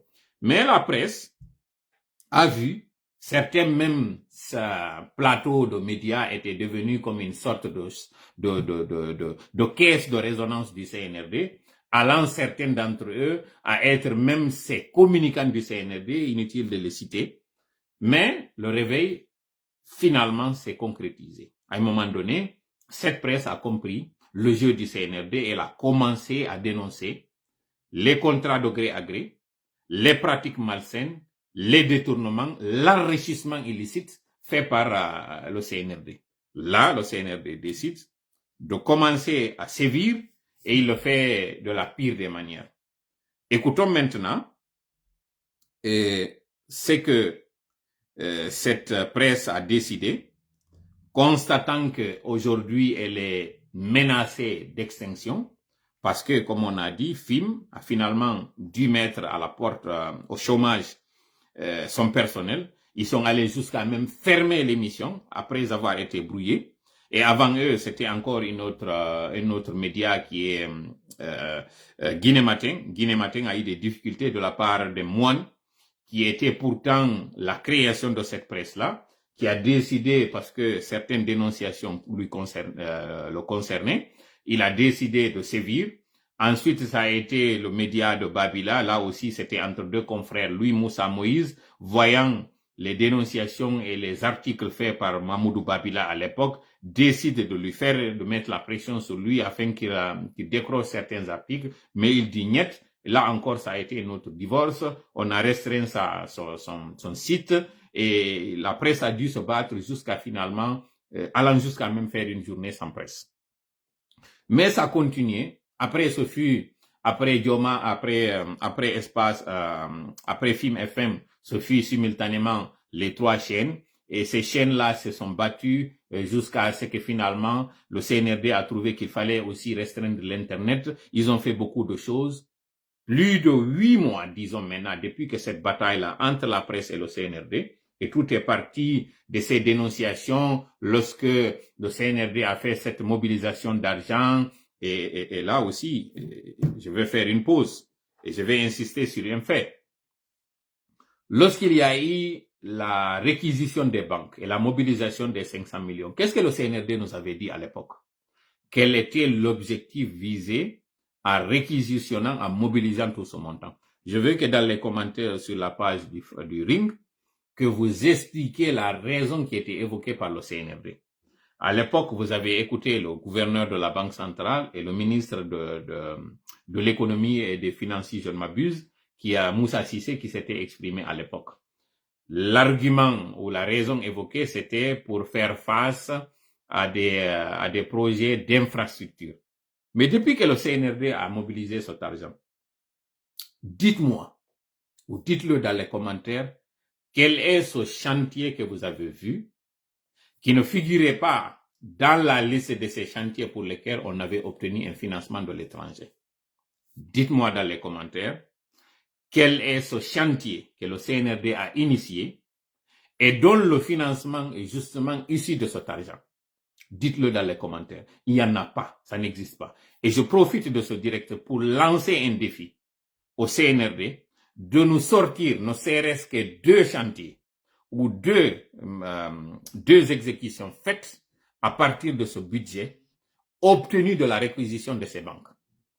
Je mets le CNRD au défi dans les jours à venir qu'il nous sorte une infrastructure, même si c'est un bon, même si c'est un ouvrage de franchissement, aussi petit qu'il soit, qu'ils nous disent que ce financement-là, c'est l'argent que nous avons obtenu de la réquisition et c'est là que nous avons destiné cet argent. En réalité, il s'agit d'une manipulation encore du CNRD qui ne veut pas avouer. Lorsque nous avons dit qu'il n'y a pas d'argent, le CNRD a voulu nous démentir en jouant avec le temps, en disant que bon, depuis le temps que vous êtes en train de dire que les caisses sont vides, voilà, nous continuons de payer les fonctionnaires. Voilà, nous continuons d'avoir un train de vie. Voilà, nous continuons de faire ceci vers cela. Mais nous sommes sereins. Parce que nous savons que quelle que soit la durée de la nuit, le jour finira par voir le jour. C'est-à-dire que le soleil finira par voir le jour. En tout cas, petit frère, ce qui reste clair, le courant est parti depuis 20 heures et c'est général. Merci Koto Mouktar. Là, c'est ça, le courant est parti et c'est général. Mais je sais pourquoi tu as souligné le départ de ce courant-là. Et c'est pas ma bouche que tu vas utiliser ici par rapport à ce départ de courant. Parce que le courant qui doit partir là, doit être suivi de quelque chose. Mais c'est pas ma bouche que tu vas utiliser ici. Sauf que, comme j'ai dit pour continuer ma narration, le CNRD a pris de l'argent, votre argent que vous avez confié à ces banques-là, pour utiliser cet argent-là afin de payer les fonctionnaires, afin de payer les charges courantes du pays. Et ça, il fallait que le CNRD coupe l'Internet pour ne pas qu'on continue de vous le dire. Il fallait que le CNRD s'abatte sur des chaînes de médias pour ne pas que ces chaînes-là creusent jusqu'à montrer à l'opinion que l'argent-là, il ne s'agit pas de l'argent destiné à des infrastructures. Voilà ces émissions de grande écoute matinale pour ne pas que ces émissions parlent. Maintenant, écoutons. Après qu'il y a eu toutes ces démarches, il y a eu toutes ces injustices, on s'est abattu, on a essayé de contraindre ces médias à courber les chines, on a utilisé tous les instruments à leur position, allant jusqu'à mettre la pression sur certains annonceurs pour ne pas que ces annonceurs-là viennent annoncer ce qui a entraîné de facto la sécheresse de certaines caisses de médias et par conséquent, les médias ont décidé de mettre au chômage technique une grande partie de son personnel. L'objectif visé, c'est quoi? C'est de faire en sorte que ces médias-là craquent et que finalement ces médias viennent porter allégeance et dire vous êtes fort, vous êtes plus fort que nous, vous nous avez écrasés pour ne pas qu'on meure, dites-nous ce que vous voulez et nous allons communiquer pour vous. Écoutons maintenant le réveil tardif de la part de ces médias qui ont décidé récemment, le jeudi, pour être plus précis, de résister, parce que c'est ce que le CNRD a fait, après avoir utilisé tous les instruments pour faire fermer la bouche à ces médias, c'est finalement d'utiliser cette institution, la HAC. La HAC qui est la haute autorité de la communication. Cette institution qui a été pourtant démarchée par ces médias lorsque au début on ne comprenait pas les raisons pour lesquelles il y avait le brouillage, parce que ce brouillage-là, quand on contactait l'ARPT disait que nous savons pas pourquoi, c'est des problèmes techniques, allez voir de votre côté, peut-être que vos émetteurs ne sont pas assez calibrés, peut-être que vous avez ce problème, peut-être qu'il y a ça et ça et ça. Il a fallu que Dioma, par exemple, fasse des enquêtes jusqu'à commettre, par exemple, où se trouve le problème. Mais avant Dioma, parlons encore de notre média. C'est Sabari. Vous connaissez très bien quand il y avait eu un problème entre l'ARP, entre M1 qui avait mis la pression sur deux médias à l'époque, Sabari et Film FM. Film FM avait obtempéré par le canal de son directeur qui est Antonio Soare. Lorsque Cellou Dalein Monsieur Cellou Dalein devait passer sur les deux médias simultanément, lui, le moine qui est un fauteur de troubles, appelle les deux directeurs pour leur dire il ne faudrait pas que Cellou Dalein passe sur ces médias. Film FM nous avait fait une déclaration à l'époque pour dire que pour des raisons techniques, l'émission de ce jour-là n'allait pas avoir lieu. Il a fallu que les journalistes sortent et c'était à l'époque qu'on devait vraiment appuyer qu'on devait à l'époque enfoncer le clou. Mais on a banalisé. Et quand El Hadji Cellou était passé sur Sabari, la sanction qui était venue, c'était de brouiller les fréquences de Sabari. Ils sont allés jusqu'à même voler les émetteurs de Sabari et les mettre quelque part. Il paraît que c'est tout retour du côté de l'aéroport Rihanna, mais sur l'axe de la cimenterie jusqu'à Dixine, il n'y en a pas. La population guinéenne ne sait pas ce qui est en train de se passer, mais nous allons vous dire ce qui est en train de se passer. Vous allez avoir ici la surprise d'apprendre ce qui est en train de se passer. Vous voyez tous ces incendies qui sont en train de se faire en Guinée, tous ces déboires, le CNRD doit dire la vérité. Depuis tout le temps que nous sommes en train de sortir pour dire dites la vérité, dites la vérité, dites la vérité aux Guinéens, vous ne savez pas pourquoi j'avais dit ça. C'était une sorte de rhétorique, mais il y a une raison. Mais vous allez savoir, parce que jusqu'ici, on est en train de mettre dans la tête de certaines personnes, ah, Tola Kofeno, Tola n'est pas en train de dire la vérité, vous êtes des moutons, quand vous êtes en train de venir le suivre, il fait des lives de 2 heures de temps, là par exemple, on est à 1h35, il est en train de venir prendre votre temps, il est en train de vous baratiner, il est en train de faire ceci, cela. Retournez dans les lives. Depuis mars dernier, depuis février d'ailleurs, de l'an 2023, nous étions en train de parler de l'électricité, de ce qui allait venir, de ce que vous êtes en train de suivre aujourd'hui. Et depuis le mois de septembre, le mois de juillet dernier, nous étions en train de parler de cette mobilisation d'argent pour vous dire que les caisses sont vides. Et vous ne nous aviez pas cru. Bon, certains d'entre vous ne nous aviez pas cru. Aujourd'hui, vous êtes en plein pied dans ce qui est en train de se passer. Mais continuons la narration pour ne pas perdre le fil. En réalité, où d'ailleurs j'étais par rapport à Sabari, il y a eu cette bataille jusqu'à ce que finalement Sabari aille à l'ARPT pour montrer que les émetteurs de Sabari étaient gardés au niveau de l'ARPT. Là aussi, il y a eu ce qu'il y a eu, celui qui était venu pour dire que si toutefois nous voulons brouiller une chaîne, nous n'allons pas nous cacher, alors qu'à l'époque, ils étaient en train de procéder. C'est-à-dire le CNRD a fait comme celui qui est en train de prendre un bain hivernal. Il fait froid, tu viens, au lieu de ce soir, tu as 2 options. Tu viens, tu te plonges dedans. La Bungiso, arrête de filtrer tes vidéos, frère. C'est pour les femmes, ça. Bon, je ne sais pas ce qui, si la Bungiso, je ne sais pas ce qui est. J'espère en tout cas, ce n'est pas la sœur Bungis, comment elle s'appelle d'ailleurs, c'est Kadiatouso ou Mariam So qui est du côté de la Belgique. Si dans le live là, ce sont mes lèvres qui vous ont intéressé, c'est que vous n'êtes pas en train d'écouter. Sinon, il s'agit d'écouter. Sinon, j'ai la barbuche, hein. Vous pouvez voir cette barbuche. J'ai la casquette aussi de frappe. Mais surtout, ce que j'ai ici, ce sont mes lèvres qui vous ont intéressé. C'est qu'en réalité, vous voulez les embrasser. Bon, excusez, hein, c'est juste une boutade que je suis en train de faire parce que ça peut être un homme. De toutes les façons, je continue en disant que celui qui prend un bain hivernal, donc dans le froid, a 2 options.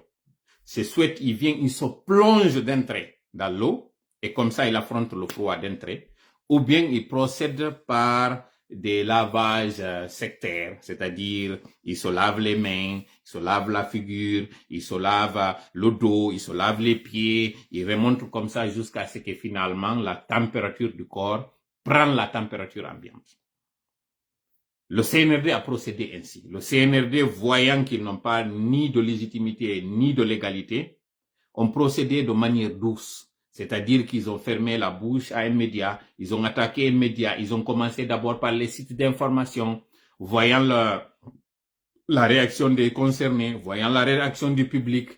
Ils ont vu qu'à ce niveau, c'est finalement une négociation qui a été faite. Pendant ce temps, les médias n'avaient pas accordé beaucoup d'importance, ils n'avaient pas pris beaucoup de sérieux, avec beaucoup de sérieux cette affaire, jusqu'à ce que finalement ça a été les radios. Les radios aussi, ça a été Sabari, alors que Sabari, pour votre information, c'est le média qui a le plus de couverture dans le pays. Sabari non seulement couvre la zone de Conakry, la zone de Koya, la zone de Kindia, même des préfectures à l'intérieur du pays, allant jusqu'à Labé, Kankan, Zérékoré, un peu partout. Donc, le fait d'avoir ciblé à l'époque Sabari, c'était de toucher un grand nombre des auditeurs, un grand nombre de la population. Ils ont vu que cela est passé sans qu'il y ait des représailles, sans qu'il y ait des réactions de la part de la population que vous êtes. Et retenez très bien cette partie-là, parce que je vais revenir sur cette partie-là à la fin du live, que vous compreniez le rôle que vous devez jouer. Ils procèdent par la restriction de ces sites. Ensuite, ils vont sur les radios. Après, ils viennent maintenant sur d'autres chaînes. C'est en ce moment que le réveil a été là. Maintenant, pourquoi il n'y a pas eu un réveil collectif? c'est que quand il y a eu la première mesure sur Dioma FM, quand les gendarmes sont venus débarquer sur les locaux du média et pour violenter le personnel, à l'époque, FIM FM était en concurrence avec Espace FM, pensant que c'était le plus fort qui allait résister. À l'époque, ils étaient en train de se jeter des flèches, ils étaient en train de se faire des concurrences, ne sachant pas que c'est l'union qui pouvait les aider. Et ces deux médias avaient d'abord comme adversaire, parce que le dernier né, entre Espace et Dioma, c'était Dioma, mais entre Dioma et FIM FM, c'était FIM FM. Donc, il y avait une sorte de trio entre ces trois médias. Chacun ne se préoccupait que pour ce qui lui concernait. Et ça a été encore une autre erreur. Nous allons d'abord continuer avec les erreurs, mais puisque à la fin, il y a eu un réveil et que finalement, tous ont compris qu'il n'y a que dans l'union qu'ils pourront faire la résistance, écoutons maintenant de cette union-là, dont parlent justement les journalistes dans cette émission. Écoutons. Recevoir. Il va dire, je vous ai entendu. C'est un choix. Je vais demander à tel ou je vais faire recours aux autorités concernées de prendre le dossier à main et pour trouver une solution. Ça va prendre combien de temps? À quel moment il va le faire? rapidement. Et pendant ce temps-là, grande diligence. Oui, c'est le souhait. Mais si c'est l'inverse, vous pouvez pas entamer d'autres démarches parce qu'on vous dira, vous avez rencontré la haute autorité, il vous a dit, il va régler le problème, pourquoi vous n'entendez pas? C'est ça le problème. Quand le dossier aussi est à la Cour suprême, même si ça fait 10 ans, on vous dit non, on est à la Cour suprême, personne ne doit poser une autre action. Pour moi, c'est compliqué. J'ai échangé avec un ancien ministre hier, un pertinent ministre d'ailleurs, il me dit, mais il faut que vous acceptiez de ne plus pleurnicher et d'accepter votre sort. Parce que c'est deux choses l'une. Soit vous acceptez de vous battre pour comprendre que cette liberté de la presse, c'est pas un cadeau. On ne demande pas, on n'est pas en train de demander une subvention. Justement, vous vérifiez, c'est quelqu'un qui était dans la dynamique de musulman de la presse. Pas du tout. Il était aux Non, lui, pas du tout. Hein. Ça, c'est vraiment Oui, on termine avec vous. avec un ministre exemplaire. Alors, ce que je suis en train de dire, aujourd'hui, Oui. il faut que nous soyons sûrs d'une seule chose. Laquelle? Cette liberté, je parie que si, pendant la transition, avec tout le chemin qu'on est en train de vivre en ce moment, si on doit s'attendre à ce que nous soyons dorlotés, cachetés, c'est quoi le terme d'ailleurs, cachetés par la jeune, ça va être très compliqué. Ce respect-là, on doit l'arracher. Il faudrait qu'on soit unis et que l'on accepte de se battre. Je pense que si on est unis, avec une unité d'action, je ne suis pas sûr que l'exécutif soit capable de nous bloquer le passage. Sinon, aujourd'hui, on aurait fermé les radios et les télévisions au Mali. Mais on ne peut pas. L'exemple. Je dois encore faire une autre pause ici, parce que c'est du live, hein. On est en train aussi de vous informer, parce que lui, je connais, c'est une source fiable. Il dit, ils ont ramené la partie Nongo parce que ça se bat au niveau de la cité Anko 5 à cause un peu partout. Et à cause un peu partout. Suivez très bien ce live, hein. Suivez très bien. Vous vous rappelez, il y a des gens qui m'ont interféré la dernière fois pour me dire, j'avais parlé il y a plusieurs mois d'un jeudi. J'avais dit, il y a une journée de jeudi. Écoutez très bien cette journée de jeudi. J'avais parlé de ça. Et quand il y a eu l'insurrection cette nuit de jeudi, il y en a qui m'ont envoyé des audios au niveau de la page pendant que je ne parlais pas pour dire, est-ce que toi là, tu ne parlais pas de cette journée, de cette soirée de jeudi? Non. Il y a un jeudi dont je suis en train de parler. Ce jeudi-là, vous ne l'avez pas encore vu. Il y a un jeudi. Retenez très bien ce jeudi-là. Retenez très bien ce que je suis en train de dire là. Parce que, Inch'Allah, ça va arriver. C'est une coïncidence que ce qui s'est passé ce jeudi-là soit un jeudi. Mais je ne parle pas de ce jeudi. Je parle d'un jeudi que vous tous, vous allez découvrir. Et ce jeudi-là, il sera un jeudi particulier. Le CNRD ne comprend que le rapport de force. Personnellement, je suis d'accord avec vous. Lorsque vous faites vos vidéos en français, car vous avez fait en poulard, ça fait presque 5 ans. Mais quant à ma remarque, la mentalité que nous avons, je vais poursuivre, excusez-moi de faire ces arrêts pour lire et mettre à votre disposition certains commentaires. Parce qu'il y en a qui sont en train de me faire la pression pour dire, parle en poulard. J'ai parlé pendant 4 ans en poulard et d'ailleurs plus. Maintenant, le moment est venu de nous adresser aussi aux autres. Quand je dis aux autres, ceux qui ne comprennent pas le poulard. Parce que ceux qui comprennent le poulard, il n'y a pas que les Peuls. Et ceux qui sont visés, il y a aussi certains peuples qui ne comprennent pas le Pulaar. Ça, c'est important que je mentionne cette partie-là. Le fait de m'adresser aux autres, c'est pour que nous soyons tous sur la même longueur d'onde. Ça ne veut pas dire que le fait de parler à vous pendant ces 4 ans, ça a été un échec. Non, ça a été très bénéfique parce que désormais, nous avons une base. Désormais, nous avons un auditoire. Désormais, nous avons des gens qui ont compris.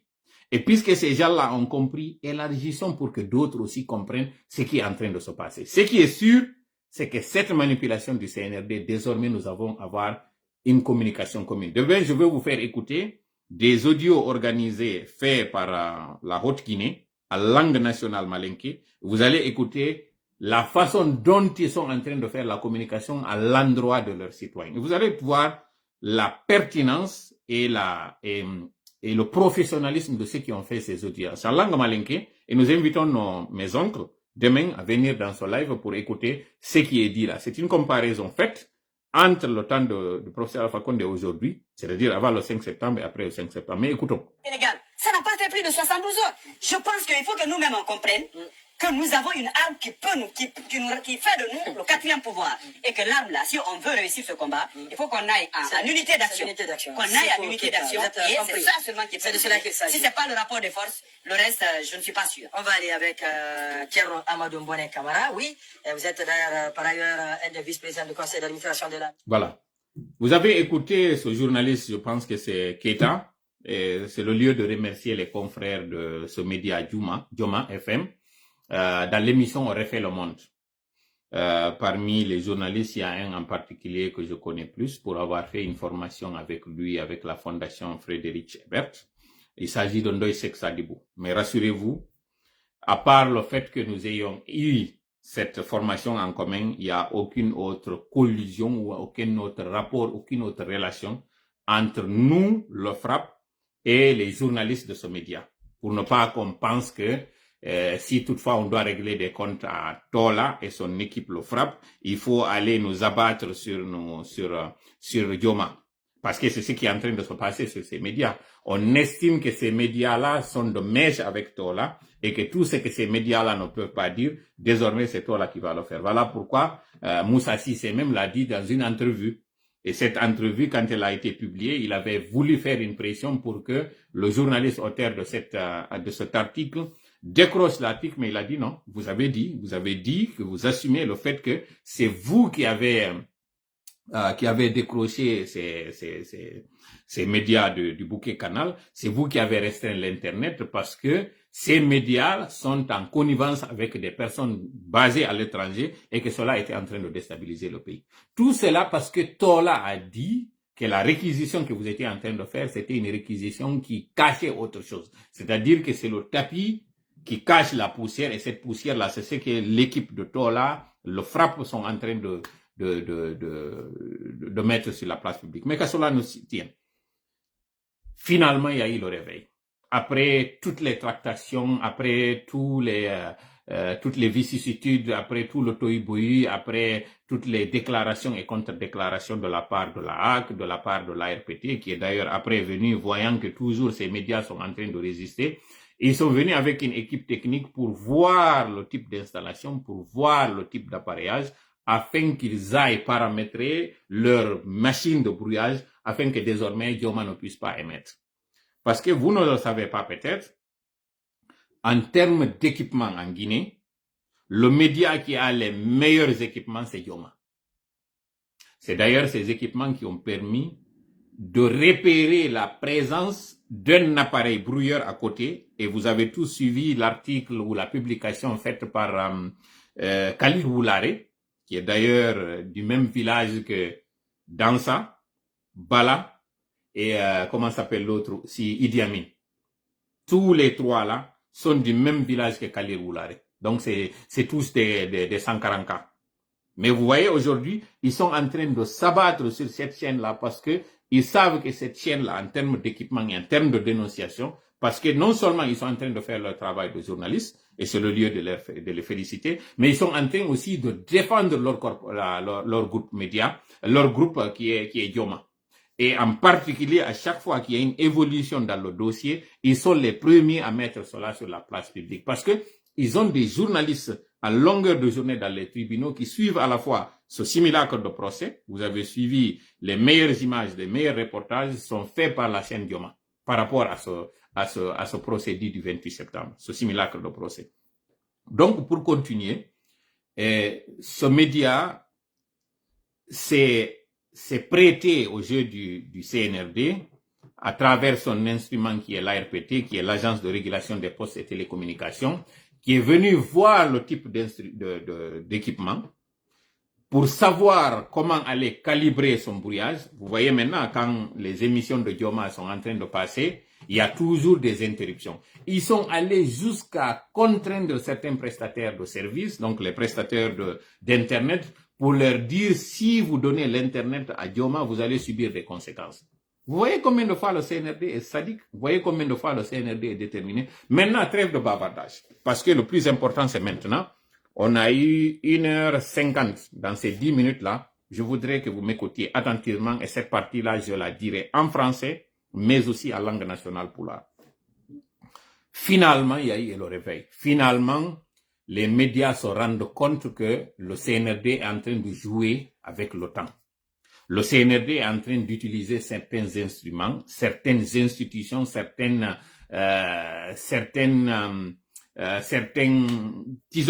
institutions pour faire simple, afin de réprimer les médias. Vous avez suivi le cas de Abdou Latif, qui est un journaliste d'investigation, qui est à l'affût de certaines malversations. Dès que ces malversations sont connues, il les met sur la place publique. Qu'est-ce qu'il subit? C'est son média, donc son site internet, qui est sanctionné, suspendu. Lui aussi, il est suspendu pour une durée de 9 mois. À l'époque, on pensait que c'était un simple journaliste. Il n'y a pas eu de mobilisation à la hauteur de ce qui avait été fait pour dire stop, pour qu'il y ait un procès, pour demander à ce que la Cour suprême statue sur ce qui a été fait, parce que c'est une décision illégale. Ensuite, il est suivi par le journaliste Habib Marouane. Et vous connaissez très bien Habib Marouane, c'est qui? C'est non seulement ce journaliste-là qui a compris le lien entre le CNRD et la France, donc l'ambassadeur de la France en Guinée, qu'il avait dénoncé dans une des émissions. Et c'est à partir de là qu'il a été ciblé par le CNRD pour dire, lui, il faut le faire taire. Lui, il ne faudrait pas qu'il continue de parler. Il s'est suivi ce qui s'est suivi jusqu'à ce que lui, il écope d'une sanction de 3 mois. Donc, on quitte 6 mois, on lui donne le tiers. Pourquoi? Je ne vais pas revenir sur les raisons qui ont prévalu pour ne pas que lui, sa sanction soit de 9 mois ou bien de 6 mois, parce que la moyenne, ce sont les 6 mois, et c'est ça justement que le CNRD, à travers la HAC, la Haute Autorité de la Communication, vise. Tout journaliste qui parlera, il écopera d'une sanction de 6 mois. Mais lui, puisqu'il a aussi des informations concernant le plaignant, entre autres des audios, mais qu'il ne peut pas mettre sur la place publique, parce que s'il met ces audios sur la place publique, et je dis ça sur le contrôle de certaines personnes proches à lui, c'est pas avec lui que j'ai parlé, si toutefois il donne ces preuves-là, ces preuves pourraient se retourner contre lui et un autre procès le suivra. Cette fois-ci, pas au niveau d'une institution qui est la HAC, mais au niveau d'une juridiction où il pourrait aussi écoper d'un emprisonnement. Voilà l'intelligence, voilà en fait la motivation qui a fait que le jeune n'est pas allé au bout de sa dénonciation ou donner des preuves suffisantes. C'était un piège qu'il a savamment évité, mais c'est important que l'opinion sache que la dénonciation sur laquelle il est, le chemin sur lequel il est, cette piste-là, c'est une piste qui pourrait conduire justement à la condamnation du concerné, parce que ce qu'il avait révélé là, nous aussi nous avons des preuves de ce qu'il avait dit, mais nous ne sommes pas très pressés. Ensuite, après lui, c'est Babila. Babila, pourquoi? Parce que vous connaissez très bien les investigations de Babila. Non seulement ça commence du temps qu'il avait commencé à parler de ce qui se passait au palais Mohamed V et à la primature, c'est en ce moment que son ancien confrère, son ancien collaborateur, à la personne de Moussa Moïse, est venu d'abord lui parler pour lui dire « Mon ami, arrête de faire tes investigations parce qu'à chaque fois que tu les publies, ça me met dans une position inconfortable parce que on pense que je suis celui qui est en train de te donner certains scoops. » Il a dit « Tu sais très bien que c'est pas toi et ce que je suis en train de faire, je ne fais que mon travail. » Puisque justement Babila était visé depuis depuis cette époque-là, il fallait justement aller jusqu'à utiliser cet instrument-là et lui fermer sa bouche. Donc, vous êtes tous témoins de ce marteau qui est en train d'être tapé sur la tête de ces journalistes. Et vous avez aussi suivi cette synergie où on a entendu hier cette proposition faite d'abord dans cette émission On refait le monde. Ils ont contacté des confrères du côté du Mali et c'est là où c'est important parce que la question qu'on s'est posée, est-ce que la presse doit continuer à obéir à cette institution ou bien elle doit emboîter le pas à ses confrères maliens et sénégalais? Qu'est-ce qui s'est passé au Mali et au Sénégal? Commençons d'abord par le Sénégal. Il vous souviendra que au temps fort de la résistance et de la contestation pour la candidature au nom de M. Macky Sall, ancien président du Sénégal, certains médias avaient payé les frais. Parmi ces médias, il y a la chaîne Walfadjri. Walfadjri, c'est cette chaîne de médias qui est à la fois un journal, mais aussi une radio et récemment aussi une télé. Donc, c'est un média complet.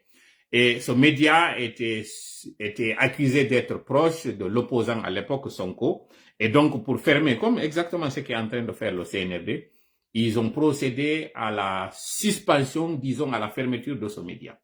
Mais avant sa fermeture, certains journalistes s'étaient retrouvés en prison. Malgré la prouesse de M. Macky Sall, il a aussi sur son tableau une tache noire. Cette tache noire, c'est celle du nombre du record de journalistes mis en prison. Ce n'est pas une bonne chose.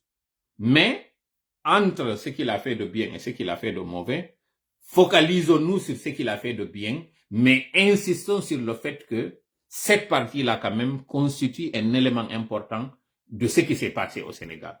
Les journalistes, vous vous rappelez même, n'avaient pas fait un front commun très tôt. Il a fallu que la Guinée fasse sa journée sans presse pour que finalement les journaux sénégalais titrent que la Guinée vient de donner une leçon à la presse, que la presse guinéenne vient de donner une leçon à la presse sénégalaise. Cette fois-ci, sans gêne, nous allons nous aussi prendre leçon de cette presse sénégalaise qui avait résisté à l'époque contre l'ARPT, donc leur agence de régulation, qui avait dû remettre cette chaîne-là dans ses droits. La même chose devait se faire en Guinée, mais à cause de la désunion, à cause du fait que chacun pour soi Dieu pour tous, cela n'a pas pu être possible en Guinée. Allons maintenant au Mali récemment.